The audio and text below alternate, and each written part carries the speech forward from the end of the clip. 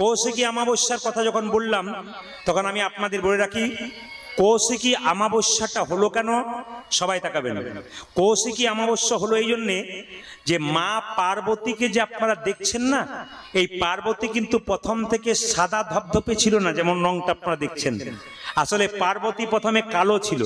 এই দেখাবেন, পার্বতী কালো ছিল। কেন কৌশিকী হলো সবাই লক্ষ্য করুন। শুম্ভ নিশুম্ভ নামে দুজন অত্যাচারী অসুর ছিল, তারা ব্রহ্মার কাছে ধ্যান করলো। ব্রহ্মা বলল, শুম্ভ নিশুম্ভ কি চাও? বলে অমরত্ব দাও। অমরত্ব দেবতাদের, তোমাদের নয়, তোমরা তো অসুর। আর কি চাও বলো? তবে একটা আশীর্বাদ করলাম। ব্রহ্মা বলল, তোমাদেরকে কোনো পুরুষ মারতে পারবে না। তাকান মায়েরা, তোমাদের দুজনকে কোনো পুরুষ মারতে পারবে না, তবে মারতে পারবে একটা কুমারী দেবী। এখন শুম্ভ নিশুম্ভ মনে মনে বলছে, পুরুষ মারতে পারে না, মেয়ে মারতে পারবে? মাথা খারাপ। তারপরে কুমারী দেবী, হাতে করে ছুড়ে দেবো, মারতে পারবে। এখন সেই অহংকারে মত্ত হয়ে স্বর্গরাজ্য থেকে দেবতাদেরকে তাড়াতে শুরু করলেন। এখন ব্রহ্মা দেখলেন আমার বরে বলিয়ান হয়ে এরা দেবতাদের সঙ্গে লড়াই করতে শুরু করেছে, এদের একটা ব্যবস্থা করা দরকার। কি করলো? শিব ভোলানাথকে ব্রহ্মা বলল, এক কাজ করো, তোমার স্ত্রীর শরীর থেকে তুমি কুমারী দেবীর তৈরি করো, কুমারী দেবীর সৃষ্টি করো, আর সেই কুমারী দেবী শুম্ভ নিশুম্ভকে গালে হাত ছেড়ে দিন, শুম্ভ নিশুম্ভকে হত্যা করবে। সবাই লক্ষ্য করুন মায়েরা, একদিন কিন্তু কৈলাস পর্বতে পার্বতী বসে আছে আর শিব বসে আছে চালাকি করে। এই যে তুমি দেখতে খুব কালো। কাকে বলছে? স্ত্রীকে বলছে। আচ্ছা মায়েরা, আপনাদের ত্রিপুরাতে কোনো স্বামী স্ত্রী যদি বিয়ে হয়েছে, বিয়ে হওয়ার পর স্বামী খুব রংটা পরিষ্কার, স্ত্রী যদি খুব কালো হয়, তারপর যদি স্ত্রীকে বলে আমি কত ধবধবে সাদা, তুমি কেমন কালো, একবার বলে দেখবেন কি হয়। পরের দিন থেকে খাবার দাবার সব বন্ধ হয়ে যাবে। মেয়ে কি বলবে? এই বিয়ে করেছিলে কেন? কে তোমাকে বিয়ে করতে বলেছিল? তখন দেখে শুনে করতে হতো, আপনারা বলবেন। কিন্তু পার্বতী তা বললো না। পার্বতীকে যেই না বললো, শিব বললো, দেখো আমার কাঁচা সোনার মতো গায়ের রঙ, তোমার রংটা কেমন? একবার কালো। যে না কালো বলেছে, পার্বতী রেগে গিয়ে ছুটে এক জায়গাতে ব্রহ্মার ধ্যান করতে শুরু করেছে। ব্রহ্মা বলল, দেবী তুমি কি চাও? বলছে, আমি এইটাই চাই। কি? আমার কালো রং তুমি ঘুচিয়ে দাও। ব্রহ্মা কি করলো? তার কালো রং ঘুচিয়ে দিলেন। দেবী পার্বতী কালো ছিল, কালো কোষ, কালো ত্বক নিচে পড়ে গেল, তার থেকে একটা কুমারী দেবীর সৃষ্টি হলো। উনি হলেন দেবী কৌশিকী মা কালী। যদি কেউ তারাপীঠ মায়ের মন্দির যান, তবে আশ্চর্য জিনিস দেখতে পাবেন। আজকে কীর্তনের মাধ্যমে বহু শিক্ষা আপনাদের দিয়ে যাব। তারাপীঠ মায়ের মন্দিরে গেলে দেখতে পাবেন মায়েরা, কৌশিকী অমাবস্যা পুজোর দিনে শুধুমাত্র তারা মায়ের মন্দিরে পুজো হয় তা নয়, সেদিন পুজো হয় দেখবেন শ্মশান ঘাটেও পর্যন্ত পুজো হয়। তবে আপনারা চমকে যাবেন একটা দামি কথা শুনলে। বলে কি কথা? না, তারা মায়ের যে পুজো হয় সেখানে কিন্তু তারা মায়ের সামনে পুজো হওয়ার একটা কারণ হচ্ছে শ্মশানঘাটে কি মা কৌশিককে সেদিন আহ্বান করা হয়। শ্মশানে অন্ধকার অমাবস্যা কালিকা, সেই কালিকাকে আহ্বান করা হয়। এই জন্য কালিকাকে তারারাত্রি পর্যন্ত সেই দিনটাকে বলা হয়। আপনারা যে যেখানে বসে আছেন, আপনারা যদি তারাপীঠ যান তবে দেখতে পাবেন ওখানে শোল মাছ দেওয়া হয়। তারাপীঠে মায়ের মন্দিরে কৌশিকী অমাবস্যা পুজোর সময় শোল মাছ দেওয়া হয়। আপনারা এতদিন এখানে কালী পুজো করেছেন, কেউ শোল মাছ দিয়েছেন? যেটা বলুন, হ্যাঁ না শোল মাছ দিয়েছেন। কিন্তু তারাপীঠে গেলে দেখবেন শোল মাছ দেওয়া হয়। প্রশ্ন করবেন শোল মাছ কেন দেওয়া হয়? একটা কারণ, জয় দত্ত নামে একজন বণিক, সে সওদাগর মানে ব্যবসা করতে এসেছিল। ব্যবসা করতে এসে তারাপীঠটা আগের নাম ছিল চণ্ডীপুর। এই যে তারাপীঠ যেটা আপনার নাম শুনছেন, ওটা আগের নাম ছিল চণ্ডীপুর। তা ওখানে ব্যবসা করতে এসে তার ছেলের সঙ্গে ব্যবসা করতে এসেছিল। ছেলেকে হঠাৎ অন্ধকারে সাপে কামড়ে দেয়, আর যখন সাপে কামড়ে দেয় ছেলে মারা যায়। এখন কিছু মনে করবেন না, ছেলের পারলৌকিক ক্রিয়ার সময় কিছু মাছের দরকার হয়, মাছ খাওয়াতে হয়। কিন্তু পারলৌকিক ক্রিয়া করবার আগে মাছ ধরতে পাঠালো। একজন মাছ ধরে নিল একটা পুকুর থেকে, মাছটাকে কেটে সামনের পুকুরে যখন পরিষ্কার করে ধুতে যাচ্ছে, তখন সেই মাছটা জোড়া লেগে জীবন্ত হয়ে গেছে। এখন জয় দত্ত মনে মনে ভাবছে, একটা মাছকে মেরে তাকে যদি কেটে জলের মধ্যে ধুতে গিয়ে সে জোড়া লেগে যায়, জীবন্ত হয়ে যায়, তাহলে আমার ছেলে সাপে কেটে মারা গেছে, আমি যদি ওখানে স্নান করে দিই তাহলে আমার ছেলে হয়তো বেঁচে যেতে পারে। জয় দত্ত কি করেছিল? নিজের ছেলেকে কোলে করে নিয়ে ওই জলে স্নান করেছিল। তখন থেকে কিন্তু কি হয়েছিল মায়েরা? তখন থেকে কিন্তু ছেলেটা বেঁচে গিয়েছিল। ওই যে শোল মাছ আপনারা দেখতে পাচ্ছেন, ওই শোল মাছ যে মাছটা নেওয়া হয়েছিল সেটা যে শোল মাছ, তখন থেকে কিন্তু শোল মাছের একটা কৃতিত্ব ওখানে আছে। এবং আপনারা যদি তারাপীঠ যান তাহলে দেখবেন মায়ের ভোগে যদি শোল মাছ না দেওয়া হয় তাহলে কিন্তু মা কোনোদিন প্রসাদ গ্রহণ করে না। ওখানে দেখবেন মায়ের 7 রকম ভাজা দেওয়া হয়, পোলাও দেওয়া হয়, হ্যাঁ, সাদা ভাত দেওয়া, অন্ন দেওয়া হয় মায়ের প্রসাদে। তারাপীঠ যদি আপনারা কেউ কৌশিক অমাবস্যার সময় যান দেখবেন প্রচুর ভিড় হয়। মায়ের ওখানে বিরাট আবির্ভাব আছে, মা ওখানে খুব সুন্দরভাবে আছেন এবং ওখানকার যারা পান্ডারা আছেন তারা মাকে খুব ভালোবাসেন। ওখানকার ভক্তরা শুধু নয়, সমস্ত ভক্তরা তারাপীঠে যান। আপনারা কৌশিক অমাবস্যা আগামীতে যখন হবে তখন অবশ্যই আপনারা যাবার চেষ্টা করবেন। দেখবেন, কিছু মনে করবেন না, মা কালীর মন্দিরে পাঁঠা বলি দেওয়া হয়, ছাগল। হাত তুলে বলুন তো, মা খায়? জোরে বলবেন, মা খায়? কে খায় বলুন তো? মানুষে খায়। যেমন আমি দেখি আমাদের ওখানে ছাগল বলি দেয় মা কালীর মন্দিরে, তো আবার একজন বলে বলে বেড়াচ্ছে, জানো দিদি এবছর 3টে দিতে হলো। বলে কেন? আমার মেসো, মাসি, কাকা, কাকি, 3টে মেয়ে, 3টে জামাই, এতগুলো সামলাবো কি করে, 3টে দিলাম। মা কালীকে দিল না মেসো মাসিকে দিল? জোরে বলবেন না, বিচার করবেন আপনারা। এইদিকে এইদিকে, মা আসতে, মা কালীর আরেক নাম জগৎ জননী, জগতের মা। ছাগলের মা, গরুর মা, ভেড়ার মা, আমারও মা। তাহলে মা কখনো ছেলের মাংস খায়? জোরে বলবেন। আপনারা এখন না না বলছেন, দিচ্ছেন কেন? হ্যাঁ, খুব দামি কথা। এই কম বয়সে ছেলেগুলো বুঝে গেছে এটা মানুষের ভুল ধারণা। কই না, কই এ বলে ছাগল, ছাগল বলি না দিয়ে সাপ বলি দিলেন না কেন? সাপ খেতে পারতেন, ছাগল দিলেন কেন? খাবার জন্য দিলেন। সাপ দেয় না, ছাগল দেয়। দাঁড়ান, একটা একটা করে উত্তর আপনাদের দেবো, মন দিয়ে শুনবেন। জ্ঞানী যদি হন, গুণী যদি হন, জ্ঞান যদি আপনার থাকে, এই দিকে জ্ঞান যদি আপনার থাকে, উত্তর দেবেন। মা কালী পুজো কালকে করলেন, মা কালীর কটা হাত? জোরে বলুন। অনেকে ভয়ে বলছে না, প্রদীপবাবু 4-5টা জানতে পারে হয়তো। না, মা কালীর কটা হাত? এইদিকে 4টা। তাকান আমার দিকে, একটা আমার দিকে তাকান, এরকম থাকে না, এরকম। আর এক হাতে এইরকম, আর এক হাতে। আপনি বলুন, মা কালীর হাতে যে মাথাটা ঝুলছে, কার মাথা? প্রশ্ন আপনাকে করেছি আমি। কালী পুজোয় মাথা ঝুলছে, কার মাথা? চুপচাপ শুনবেন, মন দিয়ে শুনবেন। এই দেখান মায়েরা, মা কালীর জন্ম কোথা থেকে কারো জানা আছে? শুনবেন ভালো করে। কালকে মা কালী পুজো করেছেন, আজ না শুনলে আপনার সর্বনাশ হবে। কেন বলুন তো? আপনি জানতেই পারলেন না কালী পুজো কেন করলেন। মা কালীর হাতে যে মুন্ডটা রয়েছে ওটা নিশুম্ভ, অত্যাচারী অসুর। দুজন অসুর ছিল, একজন শুম্ভ, নিশুম্ভ। মেয়েদেরকে মা জ্ঞান করতো না, কামনার বসে ছুটতো। একদিন মা দুর্গা যাচ্ছে আর শুম্ভ নিশুম্ভ কামনার বসে মা দুর্গার দিকে ছুটে গেল। তখন মা কি করলেন? তার 3 নম্বর চোখ থেকে করাল বদনী উলাঙ্গিনী খড়্গধারিণী মা কালীকে সৃষ্টি করলেন। মা কালী কি করলো?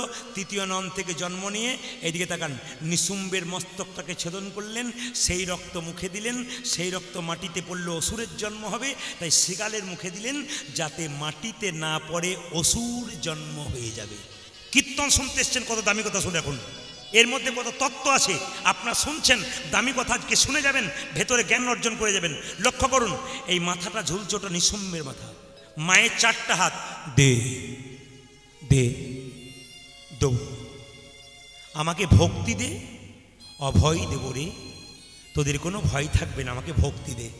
আর যদি কামনার বসে ছুটে আসবি না, আমার হাতে কে ঝুলছে দেখছিস তো, তোকেও কিন্তু ঝুলিয়ে ছেড়ে দেবো। হ্যাঁ, মায়ে বলতে চাইছে। আমার দিকে তাকাবেন, এইদিকে। আর মায়ের জিভটা বাড়ি আছে কেন? আস্তে, জিভটা জিভটা জিভটা তাকান আমার দিকে। লটারির দোকানে দেখবেন মা কালীর ছবি থাকে কেন? ওই দুর্গার ছবি রাখে না কেন? আপনার কোনদিন ভেবে দেখেছেন যেমন যারা লটারি বিক্রি করে টিকিট, তারা কেন মা কালী ছবি রাখে?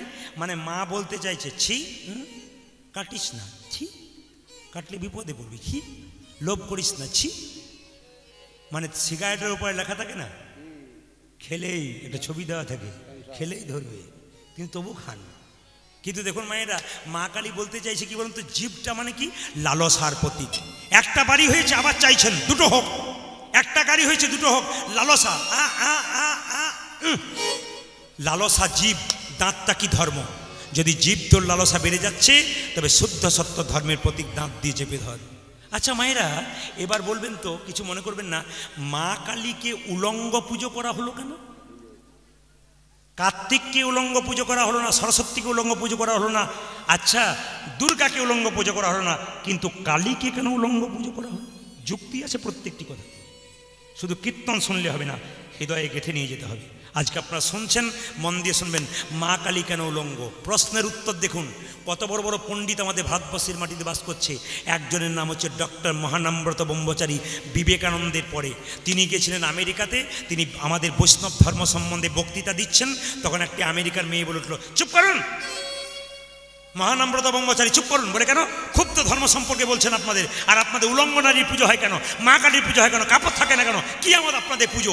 আবার আপনি ধর্ম সম্পর্কে আমাদের জ্ঞান দিচ্ছেন, চুপ করুন আপনি। যারা জ্ঞানী মানুষ হয় তারা রেগে যায় না। মহানামব্রত ব্রহ্মচারী বলল, মা, আমাদের মা কালীকে উলঙ্গ করে পুজো করছি বলে তোমার রাগ হচ্ছে? কেন পুজো করছি তোমায় বুঝিয়ে দেবো। দেখুন কেমন উত্তর দিলেন, দেখুন। আচ্ছা মা, তোমার ছেলে আছে? মেয়েটি বলল, হ্যাঁ আছে। কত বড় ছেলে আছে? আমার 3 বছরের ছেলে আছে।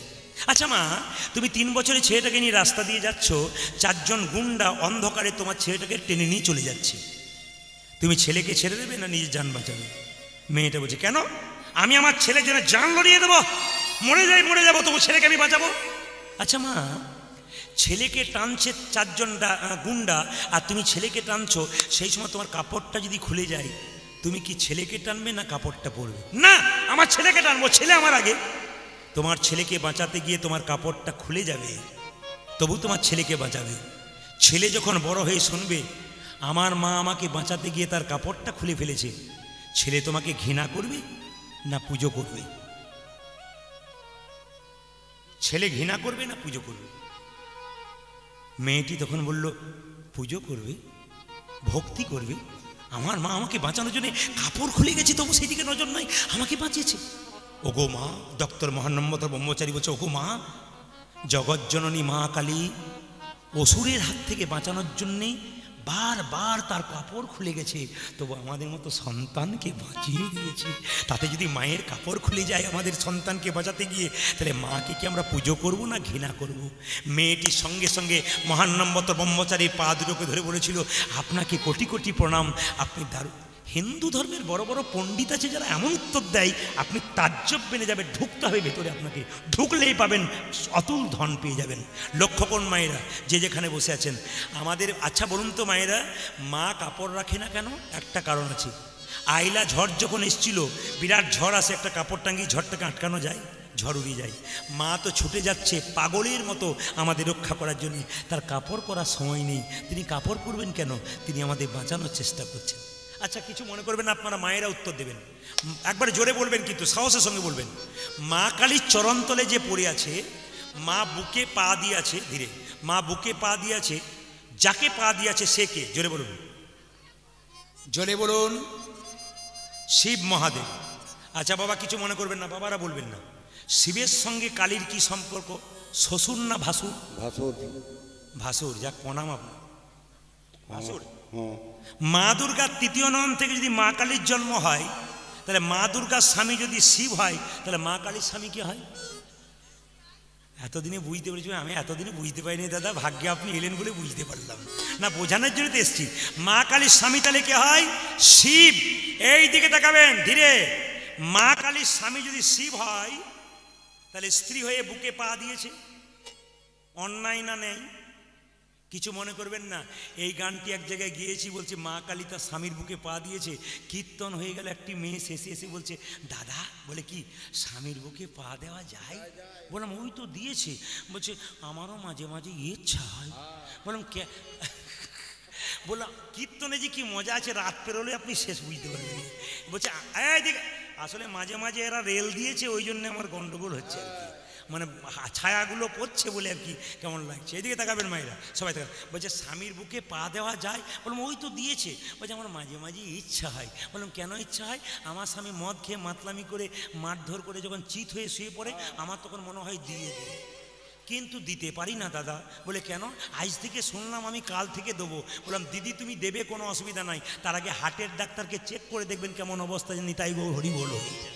নিবেদন আপনাদের কাছে মায়েরা, মা কালীর পুজো করছেন, বলুন কালী মা, মাতা কালিকা কি, মাতা কালিকা কি, মাতা কালিকা কি। বৃন্দাবনে কেউ গেছেন? বৃন্দাবনের ভাষা আলাদা, কি বলছে দেখুন, বাবাজি কোন হ্যাঁ आपको एक নুপুর মিলা হ্যাঁ। কৃষ্ণদাস বলছে নুপুর তো মিলা হ্যাঁ। মেয়েটি ললিতা বলছে ও নুপুর মেরা হ্যাঁ মুঝে দে দিজিয়ে, ওটা আমার নুপুর আমাকে দিয়ে দাও। মিথ্যে কথা বলছে। কৃষ্ণদাস তখন কি করছে, খুব চালাক দেখুন, ও তখন ললিতার দুটো পায়ের দিকে তাকাচ্ছে, বলছে এ নুপুর যদি তোমার হবে, দুটো পায়ে নুপুর এলো কোথা থেকে। ললিতা তখন ঘাগরা দিয়ে ঢাকা দিচ্ছে। কৃষ্ণদাস বলছে ছুপার লো ছুপার লো, যেতনা ভি ছুপার লো প্রকার গাই হ্যাঁ তুম, যতই লুকাবার চেষ্টা করো তুমি ধরা পড়ে গেছো। তোমরা বৃন্দাবনে রয়েছো, মিথ্যা কথা বলছো। আমরা বৃন্দাবনে আছি কৃষ্ণ ভজন করবার জন্যে। তোমাদের কেমন চরিত্র। সঙ্গে সঙ্গে ললিতা বলছে বাবাজি ও নুপুর মেরা নাহি হ্যাঁ, মেরে সেহেলিকে লিয়ে হ্যাঁ, আমার বান্ধবীর বটে ওই নুপুর আমাকে দিয়ে দাও। সঙ্গে সঙ্গে কৃষ্ণদাস বলছে তাহলে যার নুপুর তুমি তাকে পাঠিয়ে দাও। কত চালাক দেখুন। যে জন কৃষ্ণ ভজে সে বড় চতুর। আমার দিকে তাকান, বলুন তো, যে কৃষ্ণ ভজে সে বড় চতুর। আমার দিকে তাকাবেন। একজন বুড়িমা কত চালাক দেখুন, যে কৃষ্ণ ভজে সে বড় চতুর। একজন বুড়িমা প্রত্যেক দিন ভগবানকে ডাকে, হে ঠাকুর দেখা দাও দেখা দাও দেখা দাও দেখা দাও। ভগবান বলছে কি হয়েছে, বলে আমার দুটো চোখে দেখতে পায় না, চোখ দাও। আমার ছেলের বিয়ে হয় নাই, বিয়ে দিয়ে দাও। আমাকে সোনা দানা টাকা পয়সার মালিক করে দাও। ভগবান বলল বুড়ি ডাকলি বছর 20, শেষে তুই এই চাইলি। ছেলে ভয়ে পালিয়ে গেছে। এরকম না হলে অসুবিধা আছে। এই দিকে তাকাবেন মায়েরা, ছেলে চমকে গেছে। এই তাকাবেন এদিকে, বুড়ি তুই বুড়ি কি চাইলো, বুড়ি কি চাইলো, আমার চোখ নাই চোখ দাও, অন্ধ দেখতে পায় না, ছেলের বিয়ে হয় নাই বিয়ে দিয়ে দাও, আমাকে সোনা দানা টাকা পয়সার মালিক করে দাও। ভগবান বলছে বুড়ি ডাকলি বছর 20, সে তুই এই চাইলি, যা চাইবি একটা চা। বলছে হে গোবিন্দ চোখ পেলে ছেলের বিয়ে হবে না, ছেলের বিয়ে হলে সোনা পাবো না। না ঠাকুর আমার 3টেই চাই। গোবিন্দ বলছে 3টে দেবো না। তখন বুড়ি বলছে তাই তোমাকে ডাকতেও ছাড়বো না। গোবিন্দ চলে যায়, বুড়ি ডেকে যায়। শেষে ভগবান বলে শোন তোকে একটা অপশন দিলাম, যা চাইবি একটাই চা, 3টে দেবো না। বুড়ি বলছে 3টে দেবে না, বলছে না এমন একটা চা কোনো অসুবিধা নাই। বুড়ি তখন বলছে যে জন কৃষ্ণ ভজে সে বড় চতুর। আমি এমন একটা বর চাইবো, ছেলের টাকা পয়সাও হবে, সোনা দানাও হবে, ছেলের বিয়েও হবে, চোখে দেখতেও পাবো। দাঁড়াও গোবিন্দ 5 মিনিট বসো। গোবিন্দ বলছে 5 মিনিট না, আমি 50 মিনিট বসতে পারি, তুই বল যা বলবার বল।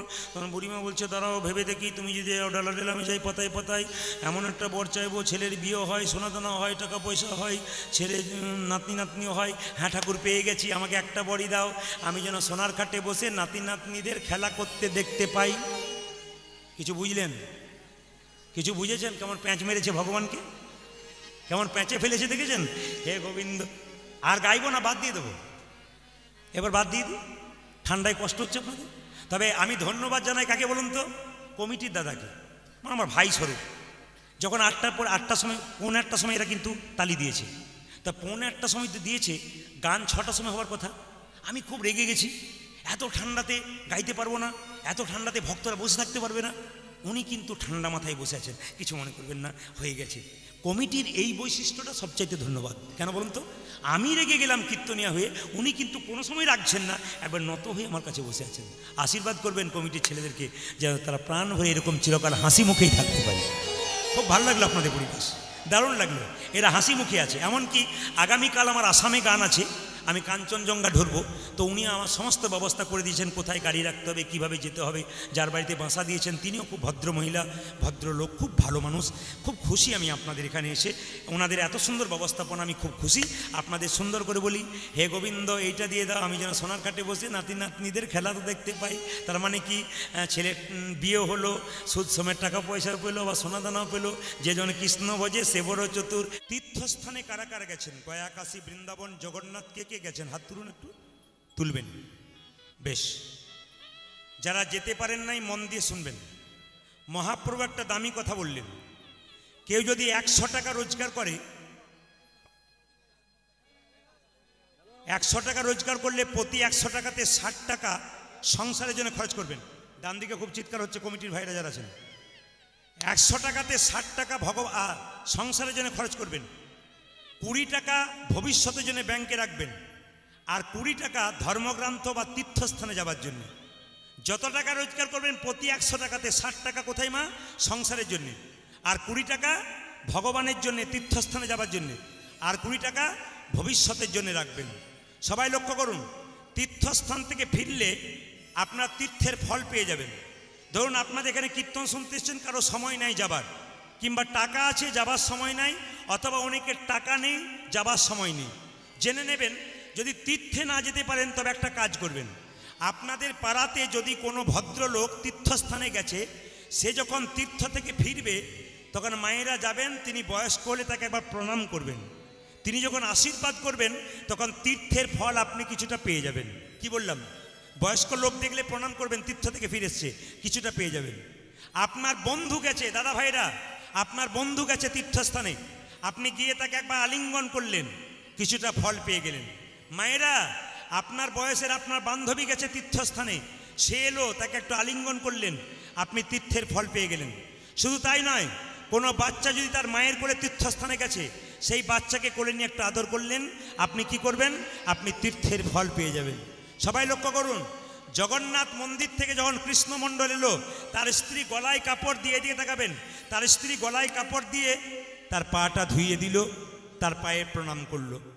আপনাদের সামনে নিবেদন রইল, কৃষ্ণমণ্ডলের স্ত্রী দুরিকা দেবী প্রত্যেক দিন সকালবেলায় তার স্বামীকে প্রণাম করত। মেয়েদের এটা কর্তব্য, নারীর কর্তব্য, প্রত্যেক দিন স্বামীর পা ছুঁয়ে প্রণাম করা। কড়াই দিঘিতে এত মায়েরা কীর্তন শুনতে এসছেন, একজন হাত তুলে দেখান তো কে কে সকালবেলায় স্বামীকে প্রণাম করেন। হাত তুলে দেখান কারা কারা করেন, তুলেন, একবার তুলুন। দাদারা মনে মনে ভাবছে এতদিন পরে আপনি আমাদের হয়ে বললেন, কেউ বলে না। দেখুন হাততালি মারছে। আচ্ছা, 2-4 জন হাত তুলেছিল, তারপর মনে মনে ভাবছে আমাদের পাড়া থেকে তুলে নেই, তোলার দরকার নেই। কিন্তু জেনে নিন, সকালবেলায় স্বামীকে ঘুম থেকে উঠে এইদিকে প্রণাম করতে হয়। আপনারা আজকে কীর্তন শুনে কাল সকাল থেকে স্বামীকে প্রণাম করবেন। দাদা ভাইরা সব পাগুলো একটু ধুয়ে মুছে শোবেন, কাল সকালে প্রণাম হয়ে যাবে। তবে হ্যাঁ, আমি কালকে যেখানে গাইছিলাম, একটি মেয়ে সামনে এসে বলল, দাদা আমি আপনার ফ্যান। বলে কীরকম? সকাল নাই, দিন নাই, রাত নাই, আপনার গান শুনছি। আমি একটা চাকরি করি, আমার ব্যাগে মোবাইল থেকে শুনছি, রাত্রিবেলায় ঘুম আসে না, আপনারটা শুনি, আমার বাচ্চা শোনে, মা ওনাকে লাগিয়ে দাও, ওনাকে লাগিয়ে দাও। আপনার সব কথা মানতে পারলাম, একটা জিনিস মানতে পারলাম না। বলে কি? বলছে স্বামীকে আমি প্রণাম করব না। বলে কেন করবে না? বলে আমার বাবার কান মূলে 10 লাখ টাকা নিচে, প্রণাম আমি করব না। বলে দামি কথা বলেছে। কিন্তু মায়েরা, প্রণাম কিন্তু করবেন। আপনার স্বামীর সঙ্গে আপনার সম্পর্ক কি, আমি তত্ত্ব দিয়ে বোঝাবো। একটা কথা কিন্তু বাইরের নয়, যতগুলো বলবো শুনে বাইরের মনে হবে, পরে দেখবেন তত্ত্বের মধ্যে ঢুকছে। কীরকম?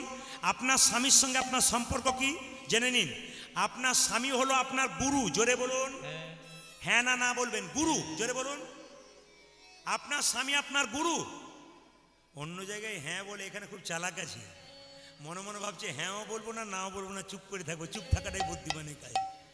2-4 জন বলছে হ্যাঁ গুরু হয়, দাদারা বলছে কি যে হয়, বাড়ি গেলে রচনা হয় নাকি দেখবেন। রচনা মানে বুঝতে পেরেছেন, সিনেমার বলি নাই, কোন রচনা? গরুর রচনা হয় নাকি কি জানি। এইদিকে আপনার স্বামী আপনার দেবতা হয়, আপনার স্বামী আপনার রোগের ওষুধ হয়, আপনার স্বামী আপনার বাবা হয়। চমকে যাচ্ছেন তো? আপনার স্বামী আপনার ছেলে হয়, আপনার স্বামী আপনার ভাই হয়। প্রশ্ন করবেন কি করে হয়, প্রমাণ দিয়ে দেবো আপনাদের। বিষ্ণুপ্রিয়া নিমাই একসঙ্গে শয়ন করে আছে। নিমাই যেদিন সন্ন্যাস নেবে, আগের দিন বিষ্ণুপ্রিয়াকে বলল, প্রিয়া তুই বাপের বাড়ি চলে যাও।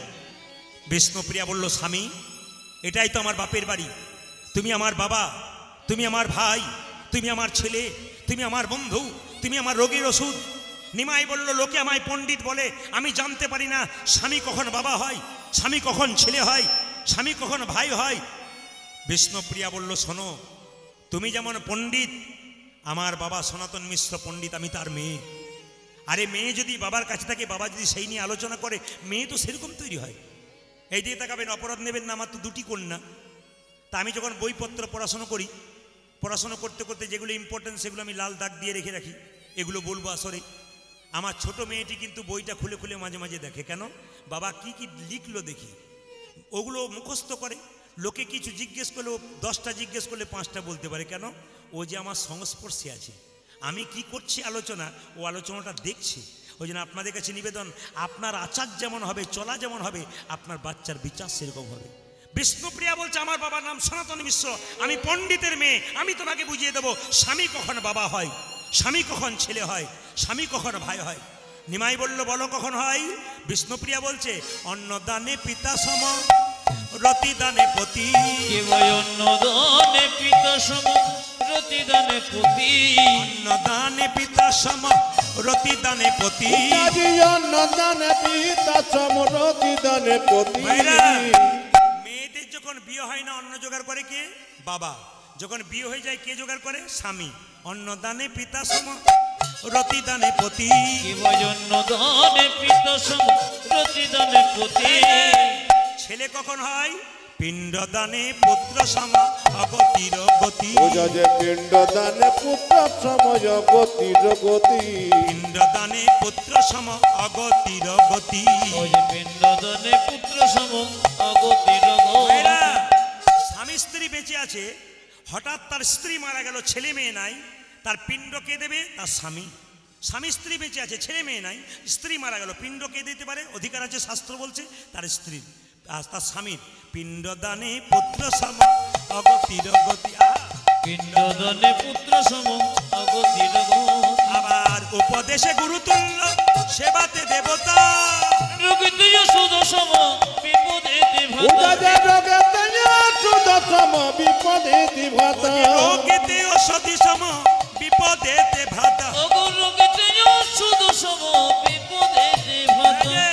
তোমাদের পতিপুত্র পতিপিতা, তোমাদের পতিপুত্র পতিপিতা, পতিপুত্র পতিপিতা, পতিপুত্র পতিপিতা। পতি হলো পরম দেবতা, পতিপুত্র পতিপিতা। পতি হলো পরম দেবতা, পতিপুত্র পতিপিতা। পতি হলো পরম দেবতা, পতিপুত্র পতিপিতা। পতি হলো পরম দেবতা, পতিপুত্র পতিপিতা। পতি হলো পরম দেবতা, পতিপুত্র পতিপিতা। পতিপুত্র পতিপিতা। মায়েরা দেখি তো আপনারা কেমন কীর্তন শুনছেন। যিনি জগন্নাথ মন্দিরে গেলেন দুরিকা দেবীর স্বামী, তার নাম কি মণ্ডল? জোরে বলুন। কৃষ্ণ মণ্ডল। আচ্ছা কিছু মনে করবেন না, যে স্ত্রী তার স্বামীকে ভয় পায় সে দেখবেন আস্তে আস্তে কথা বলে। দুরিকা জেনে গেছে স্বামীকে জিজ্ঞেস করবো না কি চাইলে, জিজ্ঞেস করছে হ্যাঁ গো জগন্নাথ কেমন দেখলে? দারুণ দেখলাম, দারুণ, তোমাকে এর পরে বারে নিয়ে যাব, আমায় নিয়ে যাবে বলে। হ্যাঁ, মানে বলতে পারছে না কি চাইলে। হঠাৎ তার স্বামী বলে উঠলো জানো দুরিকা, আমি তোমাকে বলে গেলাম কিছু চাইবো না, কিন্তু গিয়ে আমি একটা জিনিস চেয়ে বসলাম। দুরিকা বললো হ্যাঁ গো স্বামী কি চাইলে বলো না কি চাইলে? আমি কি চাইলাম জানো? একটা কৃষ্ণ ভক্ত সন্তান চেয়ে বসলাম। দুরিকা দেবী আছাড় খেয়ে স্বামীর পায়ে প্রণাম করে বলল স্বামী আজকে প্রমাণ হয়ে গেল ভগবান অন্তর্যামী। কেন গো? যেদিন থেকে তুমি জগন্নাথ মন্দিরে গেছো সেদিন থেকে ভোরবেলায় ভগবানের কাছে প্রার্থনা করেছিলাম, ঠাকুর গাড়ি বাড়ি টাকা পয়সা ধন দৌলত হোক আর না হোক, একটা যেন কৃষ্ণ ভক্ত সন্তানের মা হতে পারি। জগন্নাথ মুখ তুলে চেয়েছে গো। মায়েরা সবাই লক্ষ্য করুন, কিছুদিন পরে দুরিকা দেবীর গর্ভে সন্তান এলো। যারা কীর্তন শুনছেন আপনাদের কাছে নিবেদন রইল, পেটে বাচ্চা এলে মেয়েদের কিছু নিয়ম পালনের কথা আছে, মন দিয়ে শুনবেন। যদি কোনো মেয়ের পেটে বাচ্চা থাকে, আমার বাসাতে গিয়ে অনেকে জয়গুরু বলল। জয়গুরু মানে কোন সম্প্রদায়ের মানুষ জোরে বলুন? ঠাকুর অনুকূল চন্দ্রের ভক্ত। আপনাদের এখানে কারা কারা অনুকূল ঠাকুরের শিষ্য আছেন হাত তুলবেন। অনুকূল ঠাকুরে বাহ, হাত নামান। ঠাকুর অনুকূল চন্দ্র বলেছেন মেয়েদের পেটে বাচ্চা থাকলে মেয়েদের কিছু নিয়ম পালন করতে হয়, তবে কৃষ্ণ ভক্ত সন্তান হওয়া যায়। বলে কীরকম মায়েরা? কি কৃষ্ণ ভক্ত সন্তানে মা হওয়া যায় কীরকম? যে মেয়ের পেটে বাচ্চা থাকবে সে প্রত্যেক দিন স্নান করে ভগবানের মন্দিরে প্রার্থনা করবে, হে প্রভু আমার ছেলে হোক আর মেয়ে হোক যেন কৃষ্ণ ভক্ত সন্তান হয়, বারবার বলবে। 2 নম্বর কি মা? তুলসী গাছে জল দিয়ে তার চারিদিকে 4 বার ঘুরবে। কবার বললাম জোরে বলুন? তুলসী মন্দিরে কবার ঘুরবে? 4 বার ঘুরবে জলটা দেবার পর। 3 নম্বর কি বলুন তো? মেয়েদের পেটে বাচ্চা থাকলে ঈশ্বরচন্দ্র বিদ্যাসাগর, রবীন্দ্রনাথ, বিবেকানন্দ, রামকৃষ্ণদেবের ছবি দেখবে। কেন বলুন তো? মহাপুরুষের ছবি দেখলে পেটের মধ্যে যে বাচ্চা আছে মহাপুরুষের ভাব তার মধ্যে হয়। এই দিকে তাকাবেন। আসলে মা যেমন করবে ছেলে সেরকম তার হবে, কিছু মনে করবেন না মায়েরা। অর্জুনের স্ত্রীর নাম কি ছিল? সুভদ্রা। তার পেটে কে ছিল? অভিমন্যু। যখন সুভদ্রা ঘুমাচ্ছিল অর্জুন তার কানে চক্র গিয়ে ঢোকার গল্প বলেছিল। কিন্তু যখন বেরোবার গল্প বলতে গেছে মা ঘুমিয়ে গেছে, মা শুনতে পায় নাই, অভিমন্যু কম বয়সে গিয়ে চক্রগুয়ের রথে ঢুকলো, কিন্তু আর বেরোতে পারলো না বাবা। এই জন্য আপনাদের কাছে নিবেদন রইল যে মা যেমন আচার করবে মায়ের বাচ্চা সেরকম আচার হবে। আমাকে অনেকে প্রশ্ন করে, প্রদীপবাবু আমার শাশুড়ি মা বলেছে পেটে বাচ্চা থাকলে তুলসী গাছে জল দিবি না, মন্দিরে যাবি না, যেতে নাই, কোনটা করবো বলুন তো? আমি জিজ্ঞেস করলাম তোমার পেটে বাচ্চা আছে, ডাক্তারের কাছে যাবে না তোমার শাশুড়ির কাছে যাবে? ডাক্তারের কাছে যাবো। তাই ডাক্তারের কথা শুনবে তুমি। যখন তোমার পেটে বাচ্চা থাকবে শাস্ত্রকার যারা শাস্ত্র নিয়ে পড়াশুনো করে তাদের কাছে শুনবে কি করলে কি হয়, কারো কথায় কান দিয়ে লাভ নাই। এই জন্য আপনাদের কাছে নিবেদন রইল মায়েরা, যখনই পেটের মধ্যে বাচ্চা আসে, অনেক দেখবেন কিছু মনে করবেন না, এখনকার মেয়েদের পেটে বাচ্চা এলে ডাক্তারের কাছে যায়, আপনাদের কড়াই দিঘিতে যায় না, আমাদের দিকে যাই। ডাক্তারের কাছে গিয়ে ডাক্তারকে বলে ডাক্তারবাবু পেটে বাচ্চা আসে কী করবো? বলে ঘাড়ে বালিশ পায়ে বালিশ নিয়ে শুয়ে থাকবি। বলে সময় কাটাবো কী করে? কেন স্ক্রিন টাচ মোবাইল আছে, মোবাইল দেখবি, কোনো অসুবিধা নাই। মায়েরা এখনকার মেয়েরা দেখবেন স্ক্রিন টাচ মোবাইল দেখে দেখে সময় কাটায়। বাচ্চা যখন জন্ম নেয় তখন টুক টুক টুক টুক করে তাকায়, তখন মা বলে বাবারে আমার ছেলে কি সুন্দর জন্ম নিয়েছে গো, কি যেন খুঁজে খুঁজে বেড়াচ্ছে। ও কিছুই খোঁজে না, স্ক্রিন টাচ মোবাইল খুঁজে খুঁজে বেড়াচ্ছে। মানে আপনি যেমন করেছেন আপনার বাচ্চা কিন্তু সেরকম হবে। এই জন্য মায়েদেরকে সাবধান থাকতে হবে। এপিজে আব্দুল কালাম বলেছে একটা মা হলো 100টা স্কুলের সমান, আর একটা বাবা হলো 100টা শিক্ষকের সমান। এই জন্য এই যে কীর্তন শুনছেন আপনার মঙ্গল হচ্ছে না, আপনার সন্তানের মঙ্গল হচ্ছে। আপনি কি ভাবছেন? আপনারা জেনে রাখুন, যে মা ভক্তি করে কীর্তন শোনে তার সন্তানের মঙ্গল হয়, যে বাবা কীর্তন শুনে ভক্তি করে তার সন্তানের মঙ্গল হয়। এমনি হয় না, শাস্ত্র পরিষ্কার করে বলেছে যে তুমি কীর্তন শুনে তোমার মঙ্গল হবে তা নয়, তোমার পুত্র সন্তান কন্যা সন্তান সকলের মঙ্গল হবে। আজকে আপনি হরিনাম শুনবেন, একদিন বিপদে পড়ে যাবেন, ভগবানকে ডাকতে হবে না, ভগবান আপনার পাশে আসবে। কেন? আপনি ভগবানের নাম সংকীর্তনে বসেছিলেন বলে ভগবান আপনাকে কৃপা করে আপনার কাছে এসেছে। কিছু না করলে কিছু পাবেন না। আপনি হরিনাম শুনবেন না আর বিপদের দিনে ভগবানকে ডাকবেন, তা বললে হবে না। সবাই মিলে একবার কীর্তন করবেন। আজকে কীর্তন করার তো সুযোগ পান না, সবাই হাততালি দিয়ে কীর্তন করবেন। একবার সবাই একসঙ্গে হাত ওঠান। অনেকে মনে মনে ভাবছে বেশি হাত তুলিয়েন না, কারণ যদি চাদরে ফাঁকে বাতাস ঢুকে যায় তাহলে দেখবেন কি অবস্থা হবে। না না, ভক্ত যারা হয় তাদের কোনো অসুবিধা নাই। এই হাত তুলুন। হরি হরয়ে নম কৃষ্ণ। আপনাদের কড়াইদিঘি এলাকাতে আমি আসি নাই, এই প্রথম এলাম। তবে আমি চানক থেকে যে ওই পাশে রোডের সাইডে আছে, বছর 5 আগে এসেছিলাম। একজন স্কুলের মাস্টারমশাই আমাকে এনেছিলেন দুপুরবেলায় বাচ্চাদেরকে শোনানোর জন্যে। স্কুলের মধ্যে প্রচুর বাচ্চা, প্রচুর মানুষ, দুপুরবেলায় গাইছিলাম। একবারে ছোট ছোট বাচ্চাগুলোকে শিক্ষা দিচ্ছিলাম, আমার মনে আছে এসেছিলাম। আজকে এখানে এলাম তো যাই হোক, প্রথমে সাউন্ড মানে গোলযোগ, তারপর আবার ঠিক হয়ে গেছে। সবাই শুনতে পাচ্ছেন তো? সবাই মিলে হাত তুলে হরি হরয়ে নম কৃষ্ণ কৃষ্ণ, একসঙ্গে তালি। হরি হরয়ে নম কৃষ্ণ যাদবায় নম, হরি হরয়ে নম কৃষ্ণ যাদবায় নম, হরয়ে নম কৃষ্ণ যাদবায় নম, হরি হরয়ে নম কৃষ্ণ যাদবায় নম, হরে যাদবায় মাধবায় কেশবায় নম, হরে যাদবায় মাধবায় কেশবায় নম, হরে যাদবায় মাধবায় কেশবায় নম, ওজাজি যাদবায় মাধবায় কেশবায় নম। আপনারা যে কীর্তনটা শুনছেন, এই যে ক্যামেরা হচ্ছে, এই ক্যামেরাতে আপনারা MK স্টুডিও শুনতে পাবেন। 4-5 দিন পরে এখানে দেখতে পাবেন আসলে গানটা কিন্তু মোবাইলে বাজছে, মানে ইউটিউবের মাধ্যমে।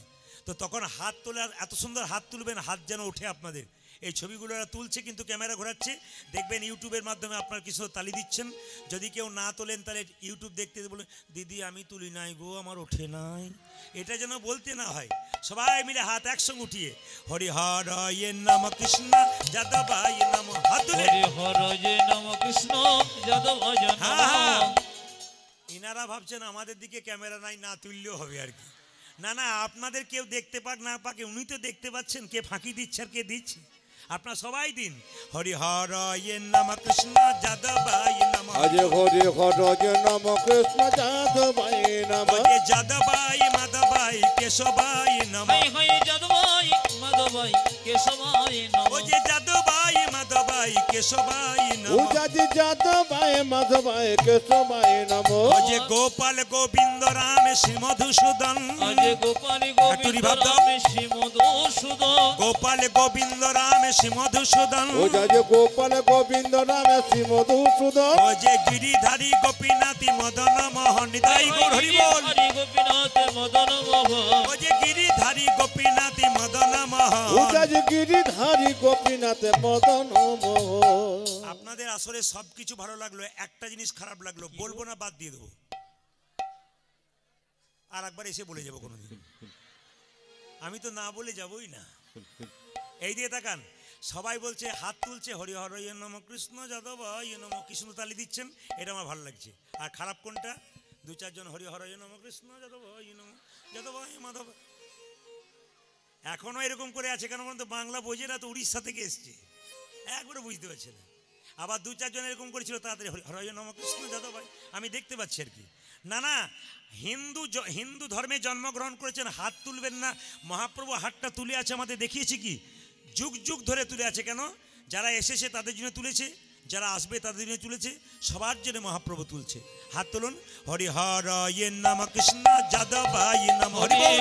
হরজ নম কৃষ্ণ যাদবায় নম যাদবায় মাধবায় কেশবায় নম। উজাজি যাদবায় মাধবায় কেশবায় নমো। যাদবায় মাধবায় কেশবায় নম। ওগো যাদবায় মাধবায় কেশবায় আহা, নমঃ। প্রায় সবাই তুলেছে, এক আধজন বাদ দিয়েছে। কেন? ওরা ভাবছে যারা তুলছে তাদের আগে কি হয় দেখি, তারপর দেবো। যখন দেখবেন তখন আপনার ট্রেন পেরিয়ে চলে যাবে। সবাই মিলে মায়ের আরেকবার, হরি হর নম কৃষ্ণ যাদবায় নম হরি হরজ নম কৃষ্ণ যাদবায় নম যাদবায় মাধবায় কেশবায় নম। উজাজি যাদবায় মাধবায় কেশবায় নমো। যাদবায় মাধবায় কেশবায় নম। ওগো যাদবায় মাধবায় কেশবায় নম গোপাল গোবিন্দ রাম শ্রী মধুসূদন। উজাজি গোপাল গোবিন্দ রাম শ্রী মধুসূদন। গিরিধারী গোপীনাথী মদন মোহন। ওগো গিরিধারী গোপীনাথ মদন মোহন গিরিধারী গোপীনাথী মদন মোহন। উজাজি গিরিধারী গোপীনাথ মদন মোহন। এদেরটা বন্ধ করলাম, আপনাদেরটা নেব বলি। হ্যাঁ। দেখি তো আপনারা সুন্দর করে বলুন, কিছু মনে করবেন না। আমি আগামীকাল আসাম যাব। আমি কয়েকদিন আগে আসামে ছিলাম। অনেকে প্রশ্ন করে, আসামের লোক বাংলা বোঝে? ওরা তো টেনে টেনে কথা বলে, কিন্তু আপনারা ইউটিউবের মাধ্যমে দেখতে পাবেন কয়েকদিন পরে যে আসামের মানুষ হরে কৃষ্ণ নামটা এত জোরে বলেছে, আসরটাকে পাগল করে দিয়েছে। আপনারা আজকে এই এলাকায় প্রথম এলাম, ইউটিউবের মাধ্যমে শুনিয়ে দিন।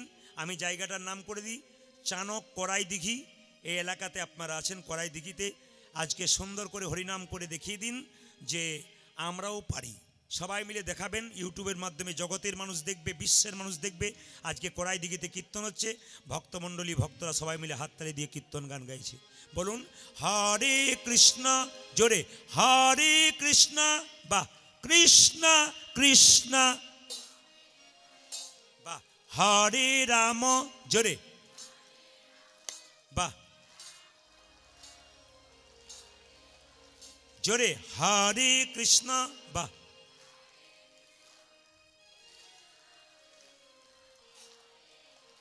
বা হরে রাম জোরে বাহ।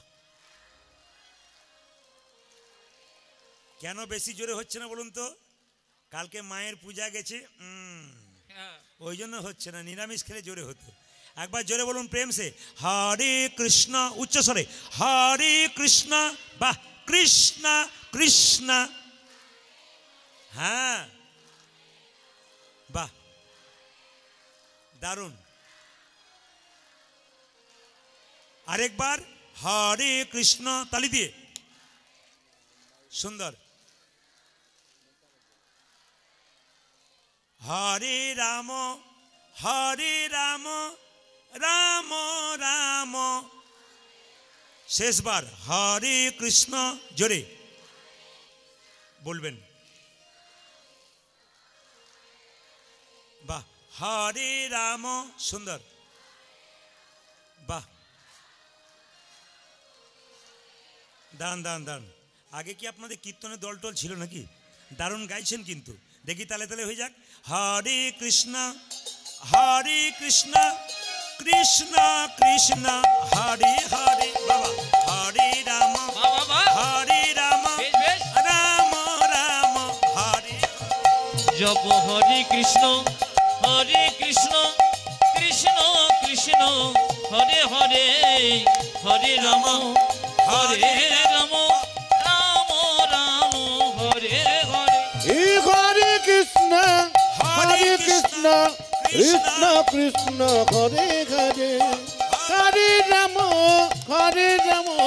রাম রাম হরে হরে হরে কৃষ্ণ কৃষ্ণ কৃষ্ণ হরে হরে হরে রাম রাম রাম হরে মূলধ্বনি হরে হরে কৃষ্ণ কৃষ্ণ কৃষ্ণ হরে হরে হরে রাম রাম রাম হরে হরে দিন পঞ্চাননে গাই গৌরাঙ্গ চরি গৌরাঙ্গ চরিতে পুরবের ভাব গোরা ভাব গোরা মনেতে পুরি মনেতে পড়েছে। আমি আজকে সিদ্ধান্ত যা নিয়েছিলাম তার উল্টো সিদ্ধান্ত নিলাম। আজকে লীলা করার কথা ছিল এক, লীলা গাইব এক। সাউন্ডটা প্রথমে একটু গন্ডগোল করেছিল, সেই জন্য চেঞ্জ করে দিলাম। লীলা গাওয়ার কথা ছিল এক, লীলা গাইলাম এক। আজকে আপনাদের সামনে লীলা গাইব একজন ভক্তের চরিত্র। যারা শুনবেন তারা মন দিয়ে শুনবেন। দুঃখী কৃষ্ণ দাস। যদি আপনারা কেউ খড়গপুরের নাম শুনেছেন, রেল স্টেশন, জোরে বলুন, শুনেছেন? তার পাশে একটা গ্রাম আছে, গ্রামটার নাম কি? ধারেন্দা গ্রাম। শুনবেন মায়েরা, ওই ধারেন্দা গ্রামে স্বামী স্ত্রী বাস করত। আমি মাঝে জিজ্ঞেস করব স্বামীর নাম কি স্ত্রীর নাম কি, আগে শুনে নিন। স্বামীর নাম কৃষ্ণমণ্ডল, স্ত্রীর নাম দুরিকা দেবী। মায়েরা, অভাব ছিল কিন্তু স্বভাব নষ্ট হয়নি। অনেকে দেখবেন অভাবে স্বভাব নষ্ট হয়ে যায়, কিন্তু দুরিকা দেবীর এত অভাব ছিল কিন্তু কৃষ্ণ নাম কোনোদিন ছাড়ে নাই। একাদশী করতে ছাড়ে নাই, অমাবস্যা পূর্ণিমা করতে ছাড়ে নাই। এই দিকে তাকাবেন, জন্মাষ্টমী, রাধাষ্টমী, রামনবমী করতে ছাড়ে নাই। এত অভাব আছে, খেতে পায় নাই, কিন্তু ভগবানের নাম ছাড়ে নাই। আপনাদের সামনে নিবেদন রইল, যতজন এখানে বসে আছেন, সংসার যদি সুখের করতে চান, কৃষ্ণ ভক্ত হয়ে যান। প্রদীপ পালের নিবেদন আপনাদের কাছে। যদি সুখ পেতে চান, শান্তি পেতে চান, টিভি সিরিয়ালে নয়, ও কিছুক্ষণ দেখবেন, তারপর শেষ। ওতে আনন্দ কিছুক্ষণের জন্য, কিন্তু ভগবানের নামে যে কি আনন্দ আছে, একমাত্র যে ডুবেছে সে ছাড়া কেউ জানে না। আমি শুধুমাত্র আপনাদের একটা সুন্দর তথ্য দিতে চাই, শুনবেন মায়েরা। আপনার ছেলে মেয়েকে আপনি 20 বছর পর্যন্ত মানুষ করলেন, 20 বছর পর্যন্ত মানুষ করলেন। 20-র পরে যখন 25-এর দিকে যাবে, ছেলের যখন বিয়ে হয়ে যাবে, আপনাকে ধরে নিতে হবে ও কিন্তু আপনার পর হয়ে গেল। কিন্তু ছেলে মেয়ে থাকতে থাকতে স্বামী স্ত্রীর মাঝে আরেকজনের সঙ্গে সম্পর্ক করতে হবে, তবে আপনার সম্পর্ক ঠিক থাকবে এবং সুখ পাবেন। কি বলুন তো? আপনার স্বামী, আপনার মাঝে একজনকে রাখতে হবে, স্বয়ং ভগবান শ্রীকৃষ্ণকে। দুজনে মিলে যদি সংসারে কৃষ্ণ ভজন করেন, 25 বছর বয়সে ছেলে যদি বউ নিয়ে পালিয়ে যায়, আপনার কোনো দুঃখ নাই। কেন? একজন তো আছে দুজনের মাঝে, তিনি কৃষ্ণ। কৃষ্ণকে সঙ্গে রাখতে পারলে কোনো দুঃখ নাই। একদিন দুরিকা দেবী তার স্বামী কৃষ্ণমণ্ডলকে বলল, স্বামী, আমাদের এত অভাব, ভগবানের মন্দিরে গিয়ে কিছু চাইতে পারছো না? স্বামী কি বলল দেখুন, শোনো দুরিকা, তুমি আজকে বললে ভালো করলে, যে ভক্ত হয় সে ভগবানের কাছে চাই না, যে অভক্ত হয় সে চাই। বলে প্রমাণ কি? শোনো, সুদামা কৃষ্ণের কাছে গিয়েছিল, 10 দিন থেকেছিল, কিন্তু সুদামা কৃষ্ণের কাছে কিছুই চাই নাই। কৃষ্ণ বারবার চান্স দিয়েছে, একবার বলুক আমার অভাব আছে।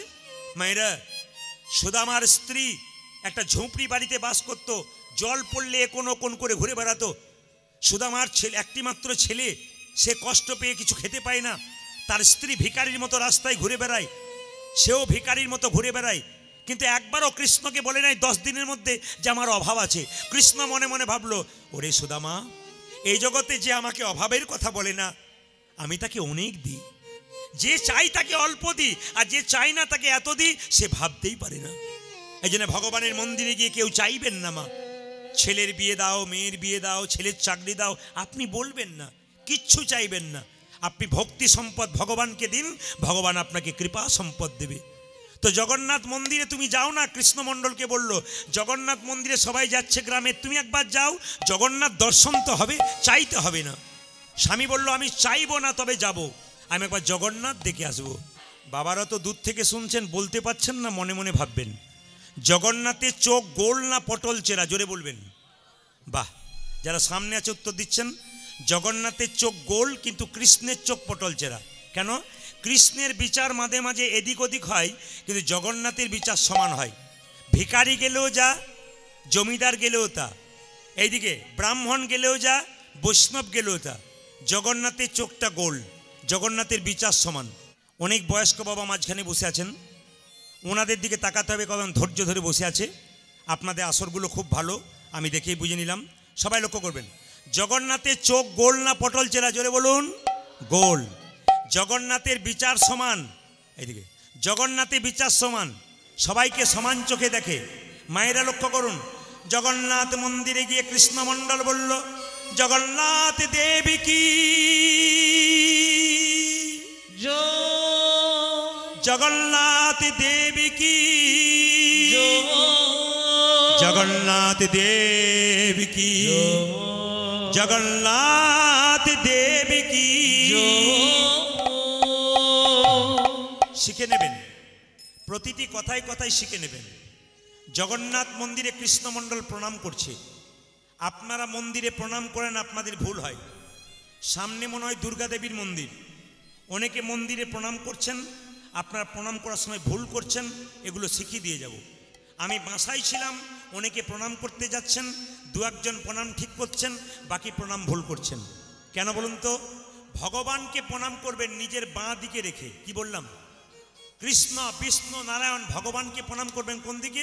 নিজের বাঁ দিকে রেখে। মা কালী, মা মনসা, মা দুর্গা, তাকে প্রণাম করবেন কোন দিকে?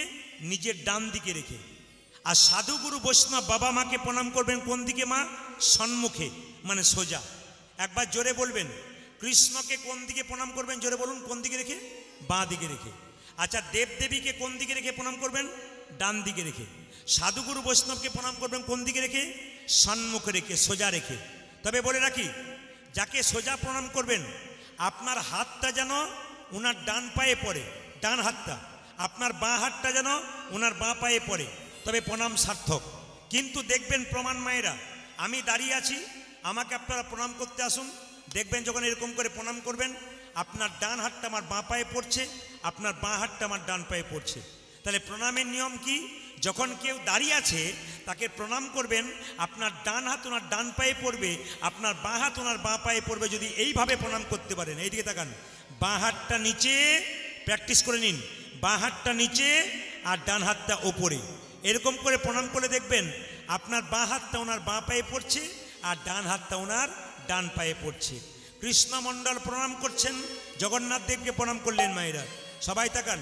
তবে বলে রাখি, সাধুগুরু বৈষ্ণব পুরুষ মানুষের প্রণাম হবে সাষ্টাঙ্গে উপর হয়ে, কিন্তু মায়েরা কোনোদিন উপর হয়ে মন্দিরে প্রণাম করবেন না, লম্বা করে। কেন? আপনারা পঞ্চাঙ্গে প্রণাম করবেন, হাঁটু গেড়ে প্রণাম করবেন, আপনাদের লাভ আছে।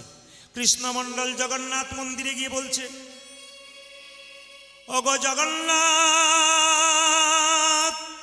ওগো জগন্নাথ, তোমার কাছে কিছু চাইবো বলে এসেছিলাম। হ্যাঁ, কিন্তু কি চাইবো? তোমার তো হাত নাই, তুমি দেবে কি? তোমার তো হাতে নাই, তুমি দেবে কি? এই দিকে তাকাবেন, জগন্নাথে হাত আছে, আমার দিকে তাকাবেন, জগন্নাথে হাত আছে মা। তো আপনারা গিয়ে কোনোদিন বলতে পেরেছেন যে জগন্নাথ দেব তোমার হাত নাই? কিন্তু কৃষ্ণমণ্ডল বলছে, হে জগন্নাথ, তোমার কাছে কি চাইবো? তোমার তো হাত নাই, তুমি দেবে কি? তোমার পা নাই, তুমি দেবে কি? তোমার পা নাই, তুমি দেবে কি? জগন্নাথ দেব আকাশবাণী করে বলল, ওরে কৃষ্ণমণ্ডল, আমার হাত নাই, এ হাত তোদেরকে দিলাম কর্ম করার জন্যে। আমার পা নাই, এ পা তোদেরকে দিলাম এক জায়গা থেকে অন্য জায়গায় যেতে হবে কর্ম করার জন্যে। আমার যা নাই তা তোদের, আমার যা আছে তোদেরকে দিয়ে দিলাম। কৃষ্ণমণ্ডলকে বলছে, ওগো জগন্নাথ, লোকে তোমার কাছে গাড়ি বাড়ি টাকা পয়সা চায়, আমি তোমার কাছে তা চাইবো না। তবে জগন্নাথ তোমার কাছে কি চাইবো জানো? লোকে যা চায় আমি তা চাইবো না। আমি তোমার কাছে গাড়ি চাইবো না, বাড়ি চাইবো না, টাকা চাইবো না। আমি তোমার কাছে কি চাইবো জানো? দেবে যদি একটা কৃষ্ণ ভক্ত সন্তান দাও হে। মায়েরা উলধ্বনি উলধ্বনি।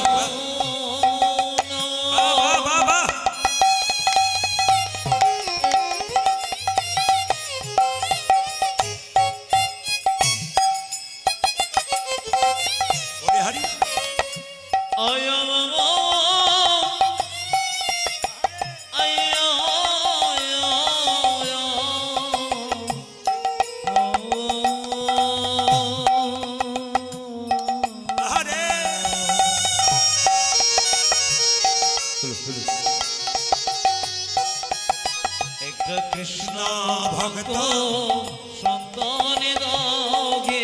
এই অভিলাষ আমার মনে, কৃষ্ণ ভক্ত সন্তান দাও হে। এই অভিলাষ আমার মনে, যেন প্রাণ ভরে নাম গাইতে পারে। এই অভিলাষ আমার যেন মনে, প্রাণ ভরে নাম গাইতে পারে। এই অভিলাষ আমার যেন মনে, প্রাণ ভরে নাম গাইতে পারে। কৃষ্ণ ভক্ত সন্তান দাও হে। মায়েরা, ভগবানের কাছে সবাই ছেলে মেয়ে চায়। কেউ বলে ইঞ্জিনিয়ার ছেলে দিও, ডাক্তার ছেলে দিও, মাস্টার ছেলে দিও। এমন কোনো মা আছে মন্দিরে গিয়ে একবার বলে আমাকে কৃষ্ণ ভক্ত সন্তান দাও? আচ্ছা বলুন তো মায়েরা, বাড়িতে কৃষ্ণ ভক্ত সন্তান হলে লাভ কি হবে একটু জেনে নিন। আজকের কড়াই দিঘিতে কীর্তন করতে এসে আমি আপনারা যারা কীর্তন শুনতে এসছেন সকলের জন্য প্রদীপ পালের ভগবানের কাছে একটা প্রার্থনা, আপনাদের বাড়ি গাড়ি টাকা পয়সা হোক আর না হোক, আপনাদের বাড়ি বাড়ি যেন একটা করে কৃষ্ণ ভক্ত সন্তান জন্ম নেয়।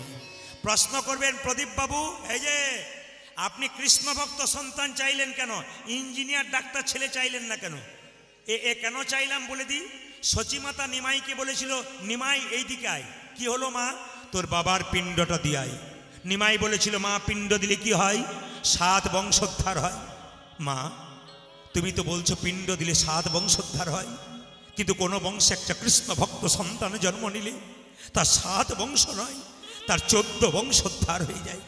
আপনাদের বাড়ি বাড়ি কৃষ্ণ ভক্ত সন্তান জন্ম নিলে বাবা 7 বংশ নয়, তার 14 বংশ উদ্ধার হয়ে যাবে।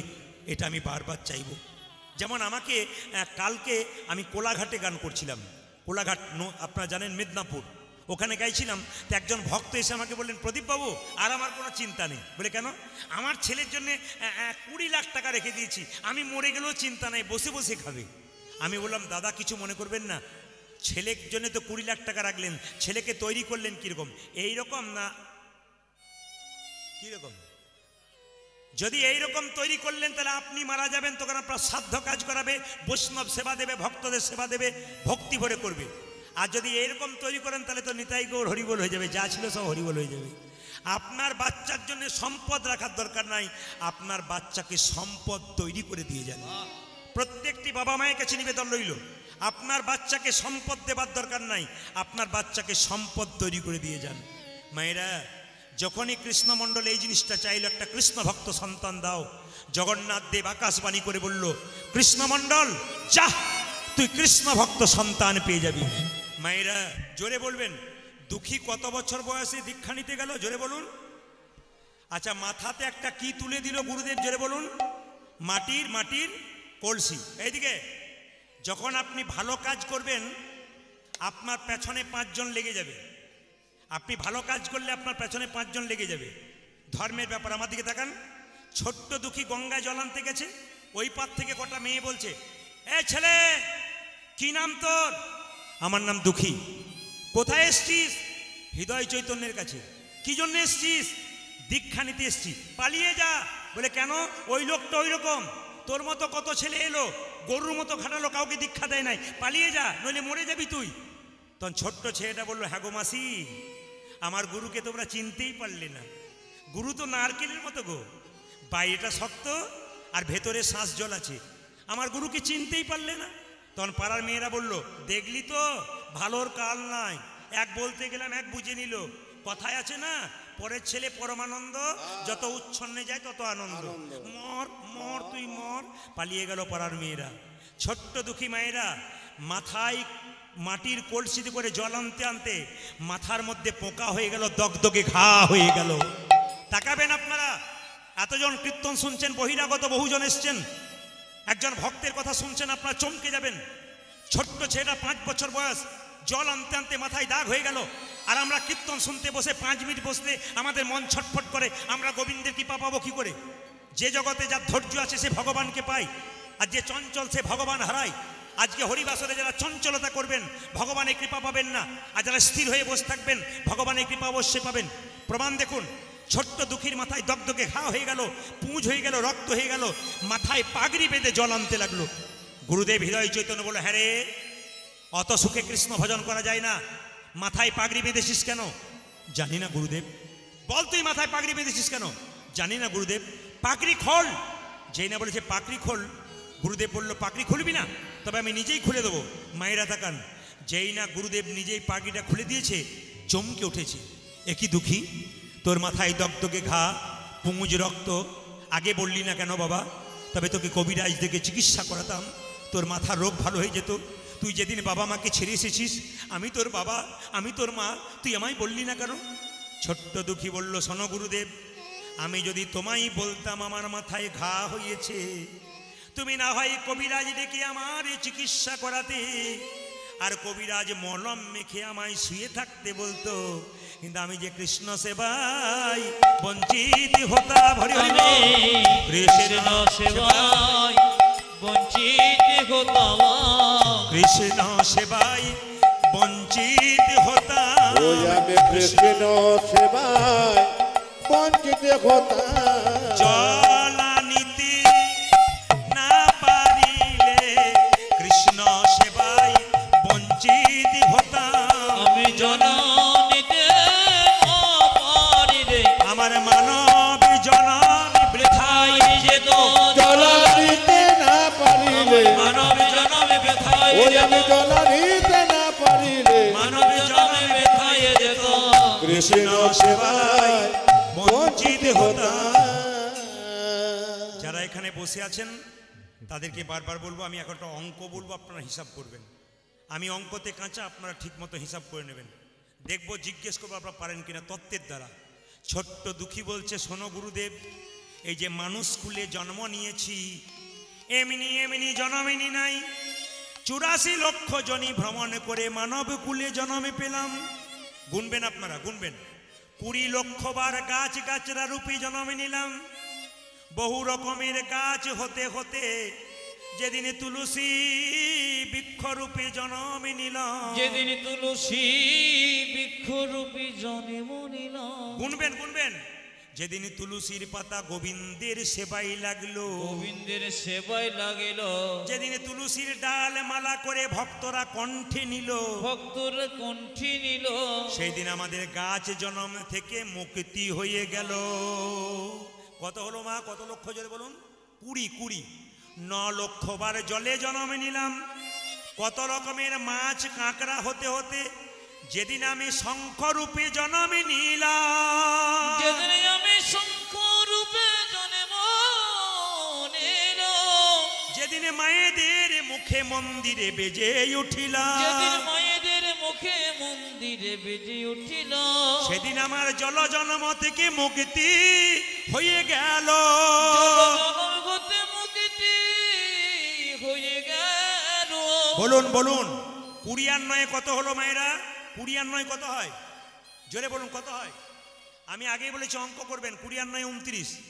এদিকে 11 লক্ষ বার পোকা রূপে জন্মে নিলাম। কত রকমের পোকা হতে হতে যেদিন আমি ভ্রমর কুলে জন্মে নিলাম। যেদিন আমি ভ্রমরে কুলে জন্ম নিলাম। যেদিন ফুলে ফুলে মধু সংগ্রহ করে গোবিন্দের সেবায় লাগালাম। ফুলে ফুলে মধু সঙ্গ করে আমি গোবিন্দের সেবায় লাগালাম। সেদিন আমার পোকা জন্ম থেকে মুক্তি হয়ে গেল। মুক্তি হয়ে গেল। এবার বলুন, অঙ্ক করে বলুন, 29 আর 11 কত হয়? 55 নাকি? হ্যাঁ, আমি যখন 55 বলছি 2-4 জন মানুষ হ্যাঁ হ্যাঁ। 55। 29 আর 11 কত হয়? 40। 30 লক্ষ বার পশুকুলে জন্মে নিলাম। পশুকুলে জন্ম নিলাম। কত রকমের ছাগল গরু ভেড়া হতে হতে যেদিন আমি গাভী কুলে জন্মে নিলাম। যেদিন আমি গাভী কুলে জন্ম নিলাম। এইদিকে যেদিন গাভীর চামড়া দিয়ে শিখল তৈরি হলো। যেদিন গাভীর চামড়া দিয়ে শিখল তৈরি হলো। যেদিন গাভীর দুগ্ধ দিয়ে গোবিন্দের সেবা হয়ে গেল। গাভীর দুগ্ধ দিয়ে গোবিন্দের সেবা হয়ে গেল। সেই দিন আমাদের পশু জন্মে থেকে মুক্তি হয়ে গেল। সেদিন আমার পশু জন্ম হতে গুনবেন গেল। 40 আর 30 কত হয় জোরে বলুন? 70। 84 লক্ষের মধ্যে বাকি রইল কত? 14। 10 লক্ষ বার পাখি কুলে জন্ম নিলাম। অনেক রকমের পাখি হতে হতে যেদিন আমি ময়ূর কুলে জন্ম নিলাম। যেদিন আমি ময়ূর কুলে জন্ম নিলাম। যেদিন গোবিন্দ কৃপা করে ময়ূরের পালক তার মাথায় নিল। গোবিন্দ কৃপা করে তারা ময়ূরের মাথায় নিল। সেই দিন থেকে আমার পাখি জন্মে থেকে মুক্তি হয়ে গেল। পাখি জন্মে হতে মুক্তি হয়ে গেল। মেয়েরা কত হলো জোরে বলুন? 80। বাকি রইল 4 লক্ষ। বানর কুলে জন্ম নিলাম। যেদিন রাম ভক্ত হনুমান হলাম সেদিন আমার জন্ম আচ্ছা বাবা কিছু মনে করবেন না, আমার দিকে তাকাবেন। সীতাকে উদ্ধার করলো কে জোরে বলুন? হনুমান। সীতা তখন কি করলো? আমার দিকে তাকাবেন। হনুমানকে একটা মতির মালা দিল। আস্তে মতির মালা দিল। এই হনু, এই দেখ তুই আমায় উদ্ধার করলি, এই দেখ মতির মালা দিলাম। আমার দিকে তাকাবেন মায়েরা। হনুমান মতির মালাটা নিল, তাকাবেন সবাই।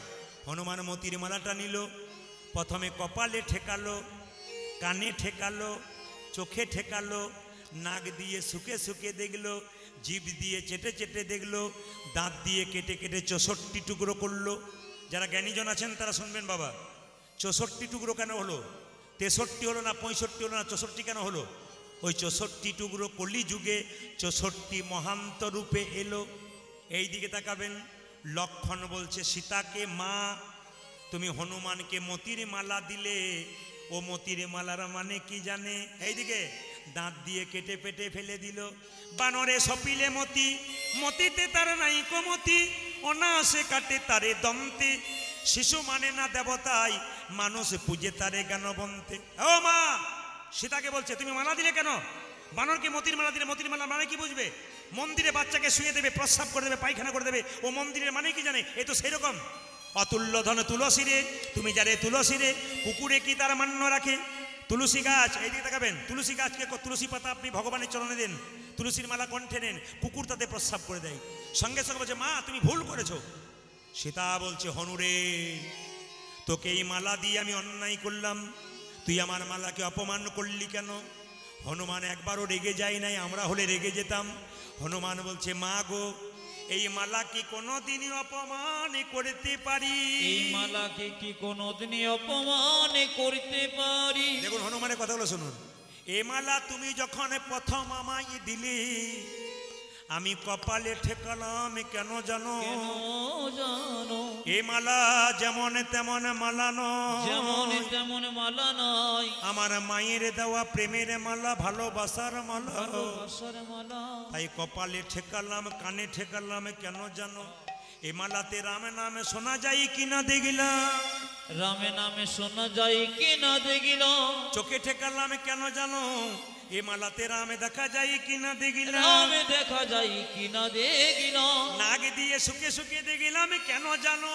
কেন জানো?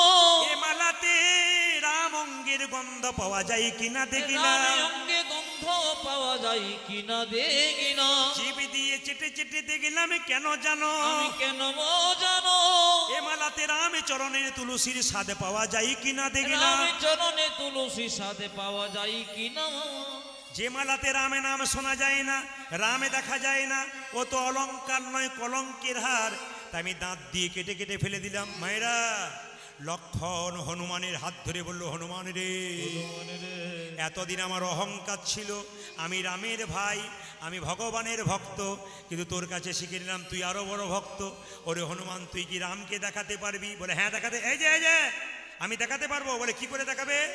এই দেখো ও লক্ষণ, তুমি তোমার তীরটা দাও। লক্ষণের তীরটা নিয়েছে, হনুমান বক্ষ বিদীর্ণ করেছে।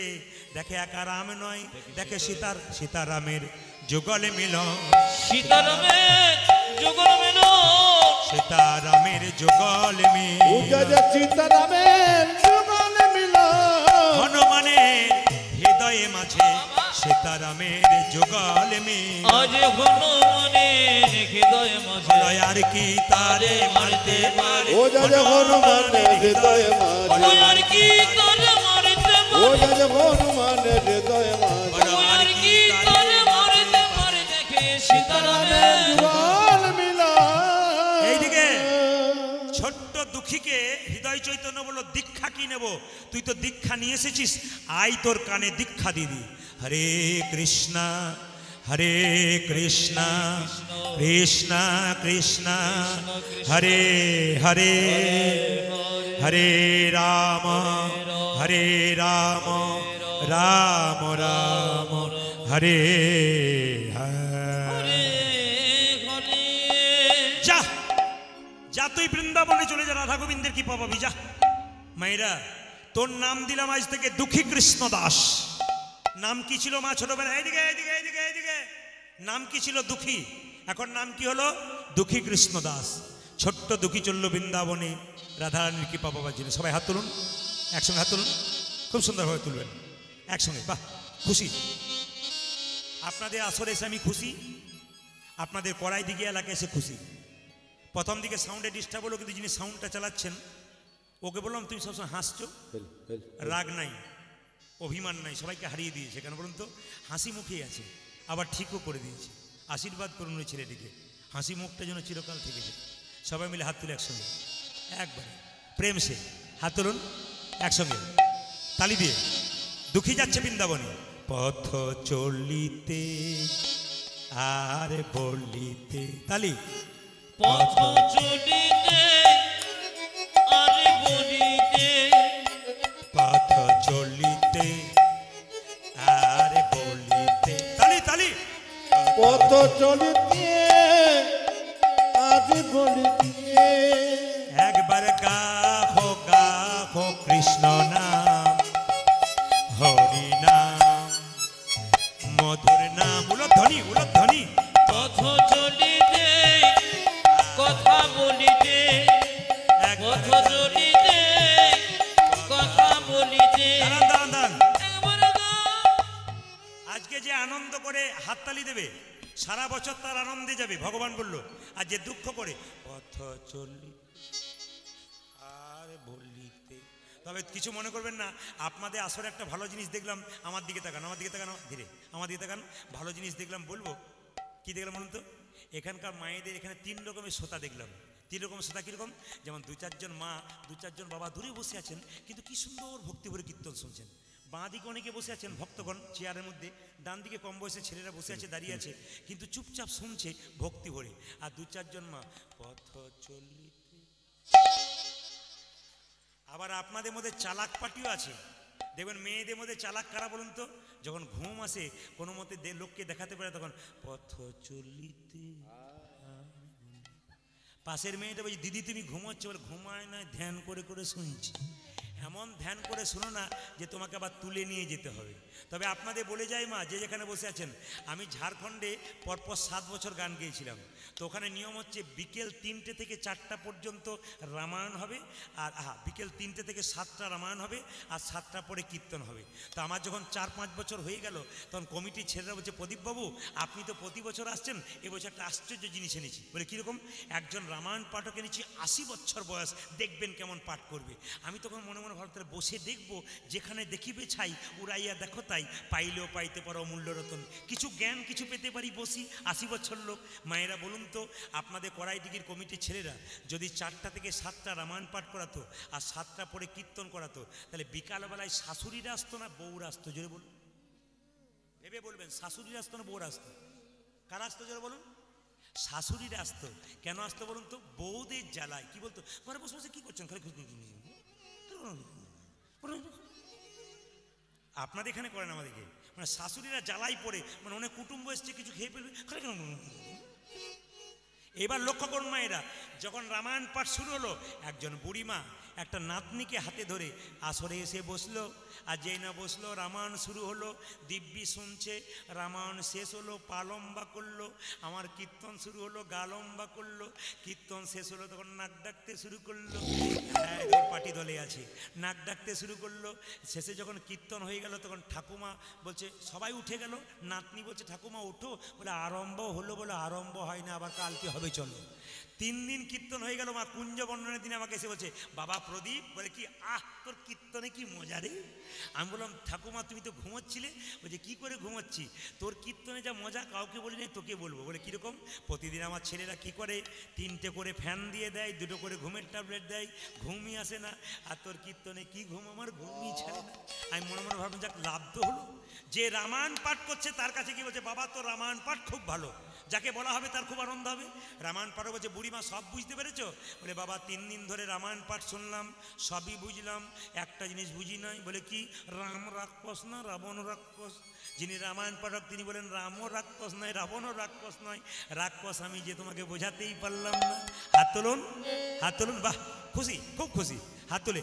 পথ চলিতে আর বলিতে, তালি তালি তালি, একবারে গাহো গাহো কৃষ্ণ নাম, হরি নাম, মধুর নাম। পথ চলিতে আর বলিতে, পথ চলিতে আর বলিতে, একবারে গাহো গাহো কৃষ্ণ নাম, হরি নাম, যমনা। পথ চলিতে আরে বলিতে, পথ চলিতে আরে বলিতে। বিশ্বাসে দৃঢ় বিশ্বাসে, কভু বিপদে কভু সম্পদে, কভু বিশ্বাসে, কভু বিশ্বাসে, তালি দিয়ে। কভু বিপদে, কভু সংকটে। দাঁড়ান দাঁড়ান দাঁড়ান দাঁড়ান দাঁড়ান। আপনারা বহুজন কীর্তন শুনতে এসছেন, প্রদীপ পালের কথাগুলো বিচার করবেন। হিন্দু ধর্ম নিচের দিকে যাচ্ছে না উঁচু দিকে যাচ্ছেন? তাকাবেন আমার দিকে। আমরা মুরগির মাংসের দোকান খুলেছি, ওপরে কি নাম দিয়েছি? Shrikrishna broiler centre. কাটা 230, গোটা 110। না না, হাসি নয়, এটা আমাদের লজ্জা। কেন বলুন তো? কৃষ্ণের নামে মাংসের দোকান করেছি, এর চাইতে লজ্জার কি হতে পারে? Shrikrishna broiler centre. আবার অনেক জায়গায় দেখি লোকে জুতো কিনছে, জুতোর দোকানের নাম দিয়েছে চৈতন্য শু হাউস, মানে মহাপ্রভুর নামে জুতোর দোকান। লজ্জা লাগছে না নাম দিতে? আর যে জুতোটাকে কিনে নিয়ে যাচ্ছে, ওপরে চৈতন্যের নাম আছে, কোনো হেল টেল নেই, দিব্যি চলে যাচ্ছে, এর চাইতে লজ্জা কি হতে পারে? আমি বারবার নিবেদন করব, আপনারা জুতোর দোকান করে, চটির দোকান করুন, মহাপ্রভুর নামে করবেন না। জুতোর ওপরে মহাপ্রভুর নাম লেখা আছে, আর সেই জুতোটাকে নিয়ে যাচ্ছি। আমাদের একটু লজ্জা করছে না? অন্য জাতির মানুষ তাদের নিজের ধর্মকে সম্মান দেয়। ধূপকাঠির প্যাকেট কিনছেন বাজার থেকে, বলুন প্যাকেটের ওপরে রাধাকৃষ্ণের ছবি আছে, আপনি বাড়িতে রাধাকৃষ্ণ পুজো করলেন খুব ভক্তি ভরে, ধূপকাঠি শেষ হয়ে গেল, প্যাকেটটা কোথায় পড়ে রইল? নর্দমার পাশে। একদিকে ভগবানকে ভজলেন, একদিকে ভগবানকে অপমান করে দিলেন। ধূপকাঠি যারা তৈরি করছে, প্রদীপ পালের কাছে নিবেদন রইল, আপনাদের অন্যায় নয়, অন্যায়টা আমাদের, আমরা ব্যবহার করতে পারি না। তাই ধূপকাঠি যারা তৈরি করছে তাদেরকে বারবার বলবো, প্যাকেট তৈরি করবেন, প্যাকেটের ওপরে আপনারা পশুর ছবি দিন, পাখির ছবি দিন, ফুলের ছবি দিন, রাধাকৃষ্ণের ছবি দিয়েন না, কারণ আমরা তার মান রাখতে পারছি না। আবার লক্ষ্য করবেন মায়েরা, যখন ভোজ বাড়িতে ভোজ খেতে যায়, তখন দেখবেন, কিছু মনে করবেন না, মেনু চার্টে কি লেখা থাকে? রাধা বল্লভী। জোরে বলুন হ্যাঁ না না, জোরে বলবেন। আপনাদের দিকে হয় না বোধহয় নাকি? রাধা বল্লভী, তার নিচে লেখা থাকে চিকেন কাটলেট, মটন কাটলেট। এর চাইতে লজ্জার কি হতে পারে? রাধার নাম দিয়ে আমরা করছি। আবার দেখবেন, এই দিকে তাকাবেন, আপনাদের কড়াই দিঘি এলাকায় আছে কিনা জানি না, অন্য এলাকায় অন্য ধর্মের মানুষ আমাকে বলে, প্রদীপ বাবু খুব তো লোককে বোঝাচ্ছেন, ইউটিউবে আপনার গান শুনছি, আপনার ধর্মের মানুষ কত অন্যায় করছে। বললাম কি অন্যায় করেছে? কি অন্যায় করেছে? দেখুন, দুর্গা পুজো হচ্ছে, ঠাকুরটা ভেতরে, প্যান্ডেল বিরাট, বলুন তো প্যান্ডেল দেখতে যান না ঠাকুর দেখতে যান? জোরে বলবেন। এখন আমরা প্যান্ডেল দেখতে যাই। আবার আমাদের লজ্জা লাগে না, থিম করেছি কি বলুন তো? শিব ঠাকুর স্কুটি চালাচ্ছে, দুর্গা তার পেছনে হাত দিয়ে বসে আছে। না না, এতে হাসির কোনো ব্যাপার নাই, লজ্জা করা উচিত আমাদের। অন্য ধর্মের মানুষরা চিৎকার করে বলছে, খুব তো হেঁকে ঢেকে লোককে বোঝাচ্ছেন। কোথায় লেখা আছে আমাদের আপনাদের শাস্ত্রে যে দুর্গা শিবের কাঁধে হাত দিয়ে আছে আর শিব স্কুটি চালাচ্ছে? এটা আমাদের লজ্জার ব্যাপার। ওই জন্য আপনাদের কাছে নিবেদন রইল, এগুলো আপনারা ঠিক করবেন, আপনাদের সংসার ঠিক হবে। বারবার চলার পথে ধর্মের জায়গাটা ঠিক রাখবেন। হাত তুলুন। পথ চলিতে আর বলিতে, তালি পথ চলিতে আরে বলিতে, একবার গাহ গাহ কৃষ্ণ নাম, হরি নাম, মধুর নাম। পথ চলিতে আরি বলিতে, পথ চলিতে আরি বলিতে, তোমরা গাও গাও কৃষ্ণ হরি নাম ও বিনা। পথ চলিতে আরে বলিতে, তোমরা গাও গাও কৃষ্ণ নাম, হরি নাম, মধুর নাম। পথ চলিতে আরি বলিতে, পথ চলিতে আরি বলিতে, শানে মুখে আধার রাত্রি, তুমি যে গো পথ যাত্রী। শানে মুখে আধার, হাত তুলে বাবা, তুমি যে গো পথ, পথ যাত্রী। ও যে শানে মুখে আধার রাত্রি, তুমি যে গো পথ যাত্রী। শানে মুখে তুমি যে গো, গো পথ যাত্রী। একবার গাহ গাহ কৃষ্ণ নাম, মধুর নাম, হরি নাম। পথ চলিতে কথা বলিতে, পথ চলিতে আরে বলিতে, তোমরা গাও গাও কৃষ্ণ নাম, হরি নাম। মধুর নাম। পথ চলিতে আরি বলিতে, পথ চলিতে আরি বলিতে। রাধা রানী কি। সবার কাছে নিবেদন রইল, মাথায় কাপড় নিন, সবাই ভক্তি করে বসুন। দাদা ভাইরা, বাবার আমার করজোরে নিবেদন রইল, আপনারা এত ঠান্ডাতে বসে আছেন, মাথায় রুমাল তোয়ালে আপনারা নিয়েছেন, একটু ভালো করে নেবেন। বাবু হয়ে বসুন, সবাই বাবু হয়ে বসুন। ছোট্ট দুঃখীকে বলল, দুঃখী এই দেখ, তোকে একটা সোনার ঝাঁটা দিলাম, এই ঝাঁটাটা নিয়ে হৃদয় চৈতন্য পাঠালো কার কাছে? জীব গোস্বামীর কাছে, বৃন্দাবন নিয়ে বললো, এই দেখ তুই রাধাকৃষ্ণের সেবা করতে পারবি বাবা। ছোট্ট দুঃখীকে বললো, এই দেখ তোকে সোনার ঝাঁটা দিলাম, তুই প্রতিদিন কুঞ্জ মন্দিরে ঝাঁট দিবি। বৃন্দাবনে 4,500 বছর ধরে রাস হচ্ছে।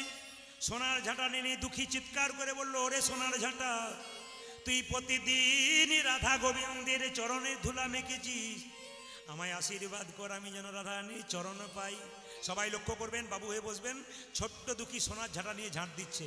জয় রাধা শ্যামে জয়, জয় গিরিধারী, জয় রাধা স্বামী জয়, জয় গিরিধারী।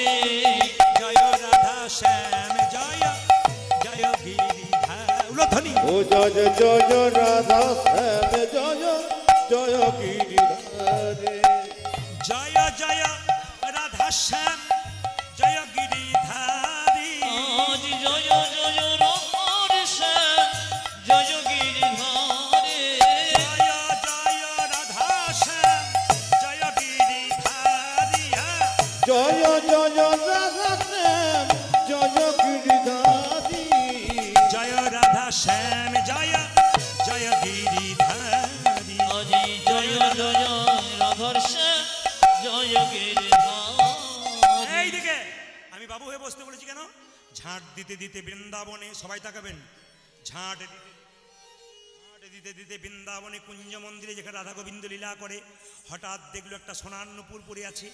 ছোট্ট কৃষ্ণদাস মনে মনে ভাবছে, বাহ বাহ বাহ, এত সুন্দর সোনার নূপুর কোথা থেকে এলো? ও বুঝি কারো নূপুর বটে পড়ে গেছে, আমার গুরুকে দিয়ে দেবো, যার নূপুর তাকে দিয়ে দেবে। সবাই লক্ষ্য করুন, একবার জোরে বলুন তো, এই নূপুরটা কার হতে পারে? বাহ, প্রণাম আপনাদেরকে, আমি খুব খুশি আপনাদের উত্তরে। যেখানে কীর্তন বোঝে না সেখানকার মেয়েরা বলে আজকে বুঝতে পারলাম এই নূপুরটা রাধারানীর পড়ে গেছে। রাধারানী ছুটে গিয়ে বাড়িতে বলছে ললিতা। ললিতা বলল, রাই কি হলো? প্রতিদিনই কুঞ্জ মন্দিরে গোবিন্দের সঙ্গে নৃত্য করি, কোনোদিন আমার নুপুর খোলে না, আজ আমার নুপুর খুলে গেছে, নুপুরটা তুই নিয়ে আই। ললিতা বলছে, সমস্যায় পড়বি তুই, সমাধান করব আমি যেতে পারবো না। রাধারানী বলছে, ললিতা তুই না গেলে আমার নুপুর পাওয়া হবে না।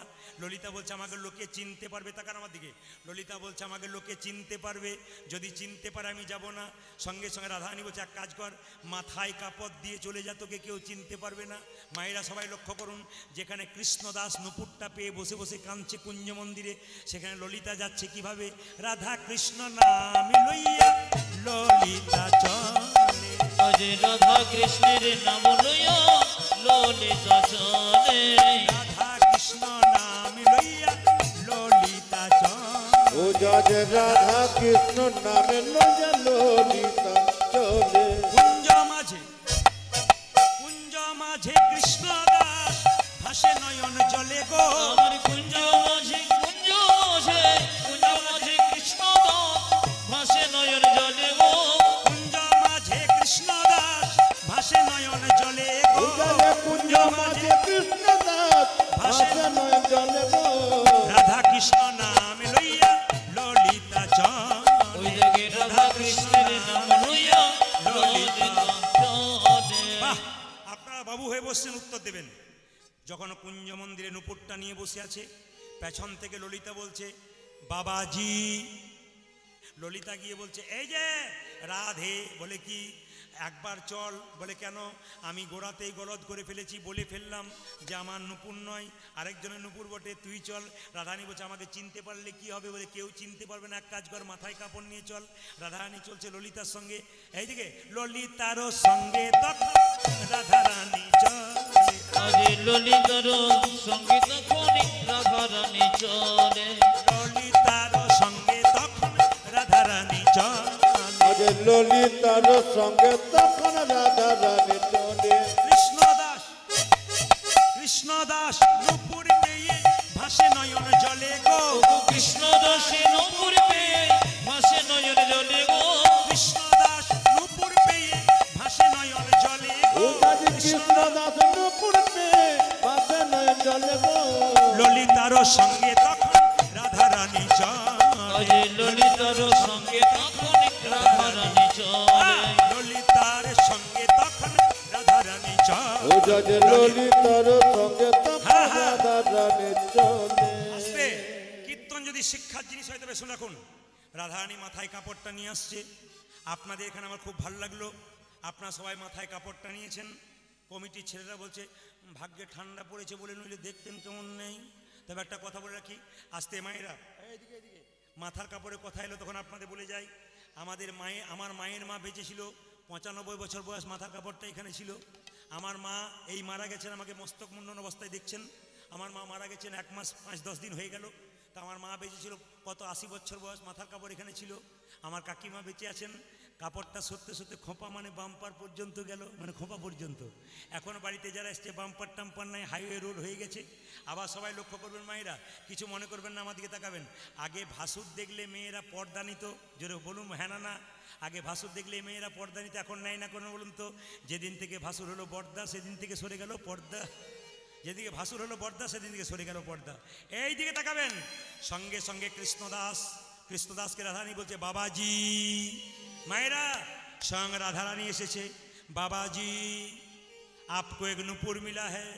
কৃষ্ণদাস মনে মনে ভাবছে, এত নারী কণ্ঠস্বর শুনেছি, কিন্তু এমন নারী কণ্ঠস্বর শুনি নাই। আমার মন প্রাণ হৃদয় জুড়িয়ে গেল, কে তুমি? সঙ্গে সঙ্গে বলে, বাবাজি আমাকে নুপুর দাও। কৃষ্ণদাস বলে, নুপুরটা তোমার, তার প্রমাণ কি? রাধারানী বলছে, এদিকে তাকান। রাধারানী বলছে, কৃষ্ণদাস তোমার হাতের নুপুর আমার পায়ের নুপুর মিলাইয়ে দেখো, যদি মিলে যায় তবে নুপুর দিয়ে দেবে। কৃষ্ণদাস বলছে, ওটা একটা ভালো কথা, আমার হাতের নুপুর তোমার পায়ের নুপুর যদি মিলে যায় তবে দিয়ে দেব, তবে আমি অত বোকা নই, তোমাকে দিয়ে দেবো, এখনো প্রমাণ হয় নাই নুপুরটা তোমার। বলে কীরকম? আমি যখন কুঞ্জ মন্দিরে ঝাঁট দিয়েছিলাম, যার নুপুর তার চরণ চিহ্নটা ঝাঁট দিই নাই, ওই চরণতলে এই চরণতলে মিলিয়ে দেখব, যদি মিলে যায় তবে নুপুর দেব, নইলে দেব না। ওগো প্রেমময়ী রাধে, এসেছে যদি কৃপা করে তবে তোমার চরণতলটা দেখাও। রাধারানীর চরণতলে যা চিহ্ন, এই চরণতলে তাই চিহ্ন। মনে মনে ভাবলো প্রেমময়ী রাধারানী এসেছে। ওগো রাধে, কৃপা করে এসেছো যদি তবে তুমি তোমার রূপটা দেখাও। রাধারানী বলছে, ওরে ওরে কৃষ্ণদাস, আমি আমার রূপ তোকে দেখাতে পারি, কিন্তু আমার রূপের কথা তোকে গাইতে হবে পদাবলীর দ্বারা। এই পদ জগতের মানুষ আস্বাদন করবে। আপনারা পদাবলী শুনবেন। এতক্ষণ ধরে যারা বসে আছেন, অনেক গুণীজন জ্ঞানীজন কীর্তন শুনছেন, এবার পদাবলীগুলো শুনবেন। সবাই মাথায় কাপড় নিন। সবার কাছে আমার নিবেদন রইল, এই সময় করজোরে বসুন, কেউ কারো দিকে তাকাবেন না। রাধারানীকে দর্শন করছে কৃষ্ণদাস, আপনার দর্শন করুন গানের মাধ্যমে। রাধারানী সঙ্গে সঙ্গে বলছে, কৃষ্ণদাস তুই আমায় প্রণাম কর। যেই না কৃষ্ণদাস প্রণাম করেছে, তপ্ত কাঞ্চন গৌরাঙ্গী রাধে বৃন্দাবনেশ্বরী বৃষভানুসুতে দেবী তং নমামি হরি হরি প্রিয়ে। মায়েরা, কৃষ্ণদাস মুখ তুলে চাইল। রাধারানীকে দেখে মনে হচ্ছে একটা সোনার প্রতিমা। শুনবেন, এত রাত্রি পর্যন্ত আপনারা বসে আছেন, আজকে রাধার রূপের কথা শুনতে পাচ্ছেন। আপনারা কৃষ্ণের রূপের কথা শুনেছেন, রাধার রূপের কথা। কৃষ্ণদাস প্রণাম করে বলছে, রাই তুমি হচ্ছে সোনার মূর্তি, তোমার চরণতলে আমার মুখটা দেখতে পাচ্ছি। ওগো রাধে, রায় আমার কনক মুকুর কাতি গো, কনক মুকুর কাতি ওরাই কনক মুকুর কাতি গোরাই, কনক মুকুর কাতি। ও যে কনক মুকুর কাতি গো, আমার কনক মুকুর রায় কনক মকর কাতি গৌরায়, কনক মকর কাতি। ও যে শ্যাম বিনোদের সুন্দর তনু, উদয় শ্যাম বিনোদীয় সুন্দর তনু, শ্যাম বিনোদের সুন্দর তনু, শ্যাম বিনোদীর সুন্দর তনু। তাহাতে কতেক ভাতি গো, তাহাতে কতেক ভাতি। ও যে শ্যাম বিনোদীর সুন্দর তনু, তাহাতে কতেক ভাতি গোরাই, তাহাতে কতেক ভাতি। এই যে আপনারা বুঝুন আর শুনুন। এটা শুনলে রাধার কৃপা আপনাদের সবার হবে। যারা এতক্ষণ ধরে বসে আছেন, রাধারানীর কৃপা বর্ষণ হচ্ছে আপনাদের মাথাতে, কিন্তু সবাই শুনবেন। ওগো রাধে, আকাশে মেঘ দেখা যায়, সূর্য চাঁদ একসঙ্গে দেখা যায় না। তোমার মধ্যে মেঘ সূর্য চাঁদ একসঙ্গে দেখছি কি? তোমার সিথায় সিঁদুর, নয়নের কাজল, তাহাতে চন্দনের রেখা। তোমার সিধায় সিঁদুর, নয়নের কাজল, তাহাতে চন্দনের রেখা। এই যে বৈষ্ণব পদাবলী কত দামি দেখুন। ওগো রাধে, তোমার সীতা সিঁদুরটা হচ্ছে কেমন? মনিটর বাড়ান। তোমার সীতা সিঁদুরটা কেমন? তোমার সীতা সিঁদুর হলো, এই দিকে দেখান, তোমার সীতা সিঁদুরটা হলো সূর্যের মতো, নয়নের কাজলটা হলো মেঘের মতো, আর তোমার চন্দনের বিন্দুটা চাঁদের মতো। তোমার সীতায় সিঁদুর, নয়নের কাজল, তাহাতে চন্দনের রেখা। তোমার সিধায় সিঁদুর, নয়নের কাজল, তাহাতে চন্দনের রেখা। অরুণের কোলে নবজলধর, তাহাতে কতেক দেখা। ওই অরুণের কোলে নবজলধর, তাহাতে কতেক দেখা। অরুণের কোলে নবজলধর, তাহাতে কতেক দেখা। অরুণের কোলে নবজলধর, তাহাতে কতেক দেখা। দেখে নয়ন যুগল সফল ও হলো, দেখে নয়ন যুগল সফল হলো। দেখে নয়ন যুগল সফল হলো।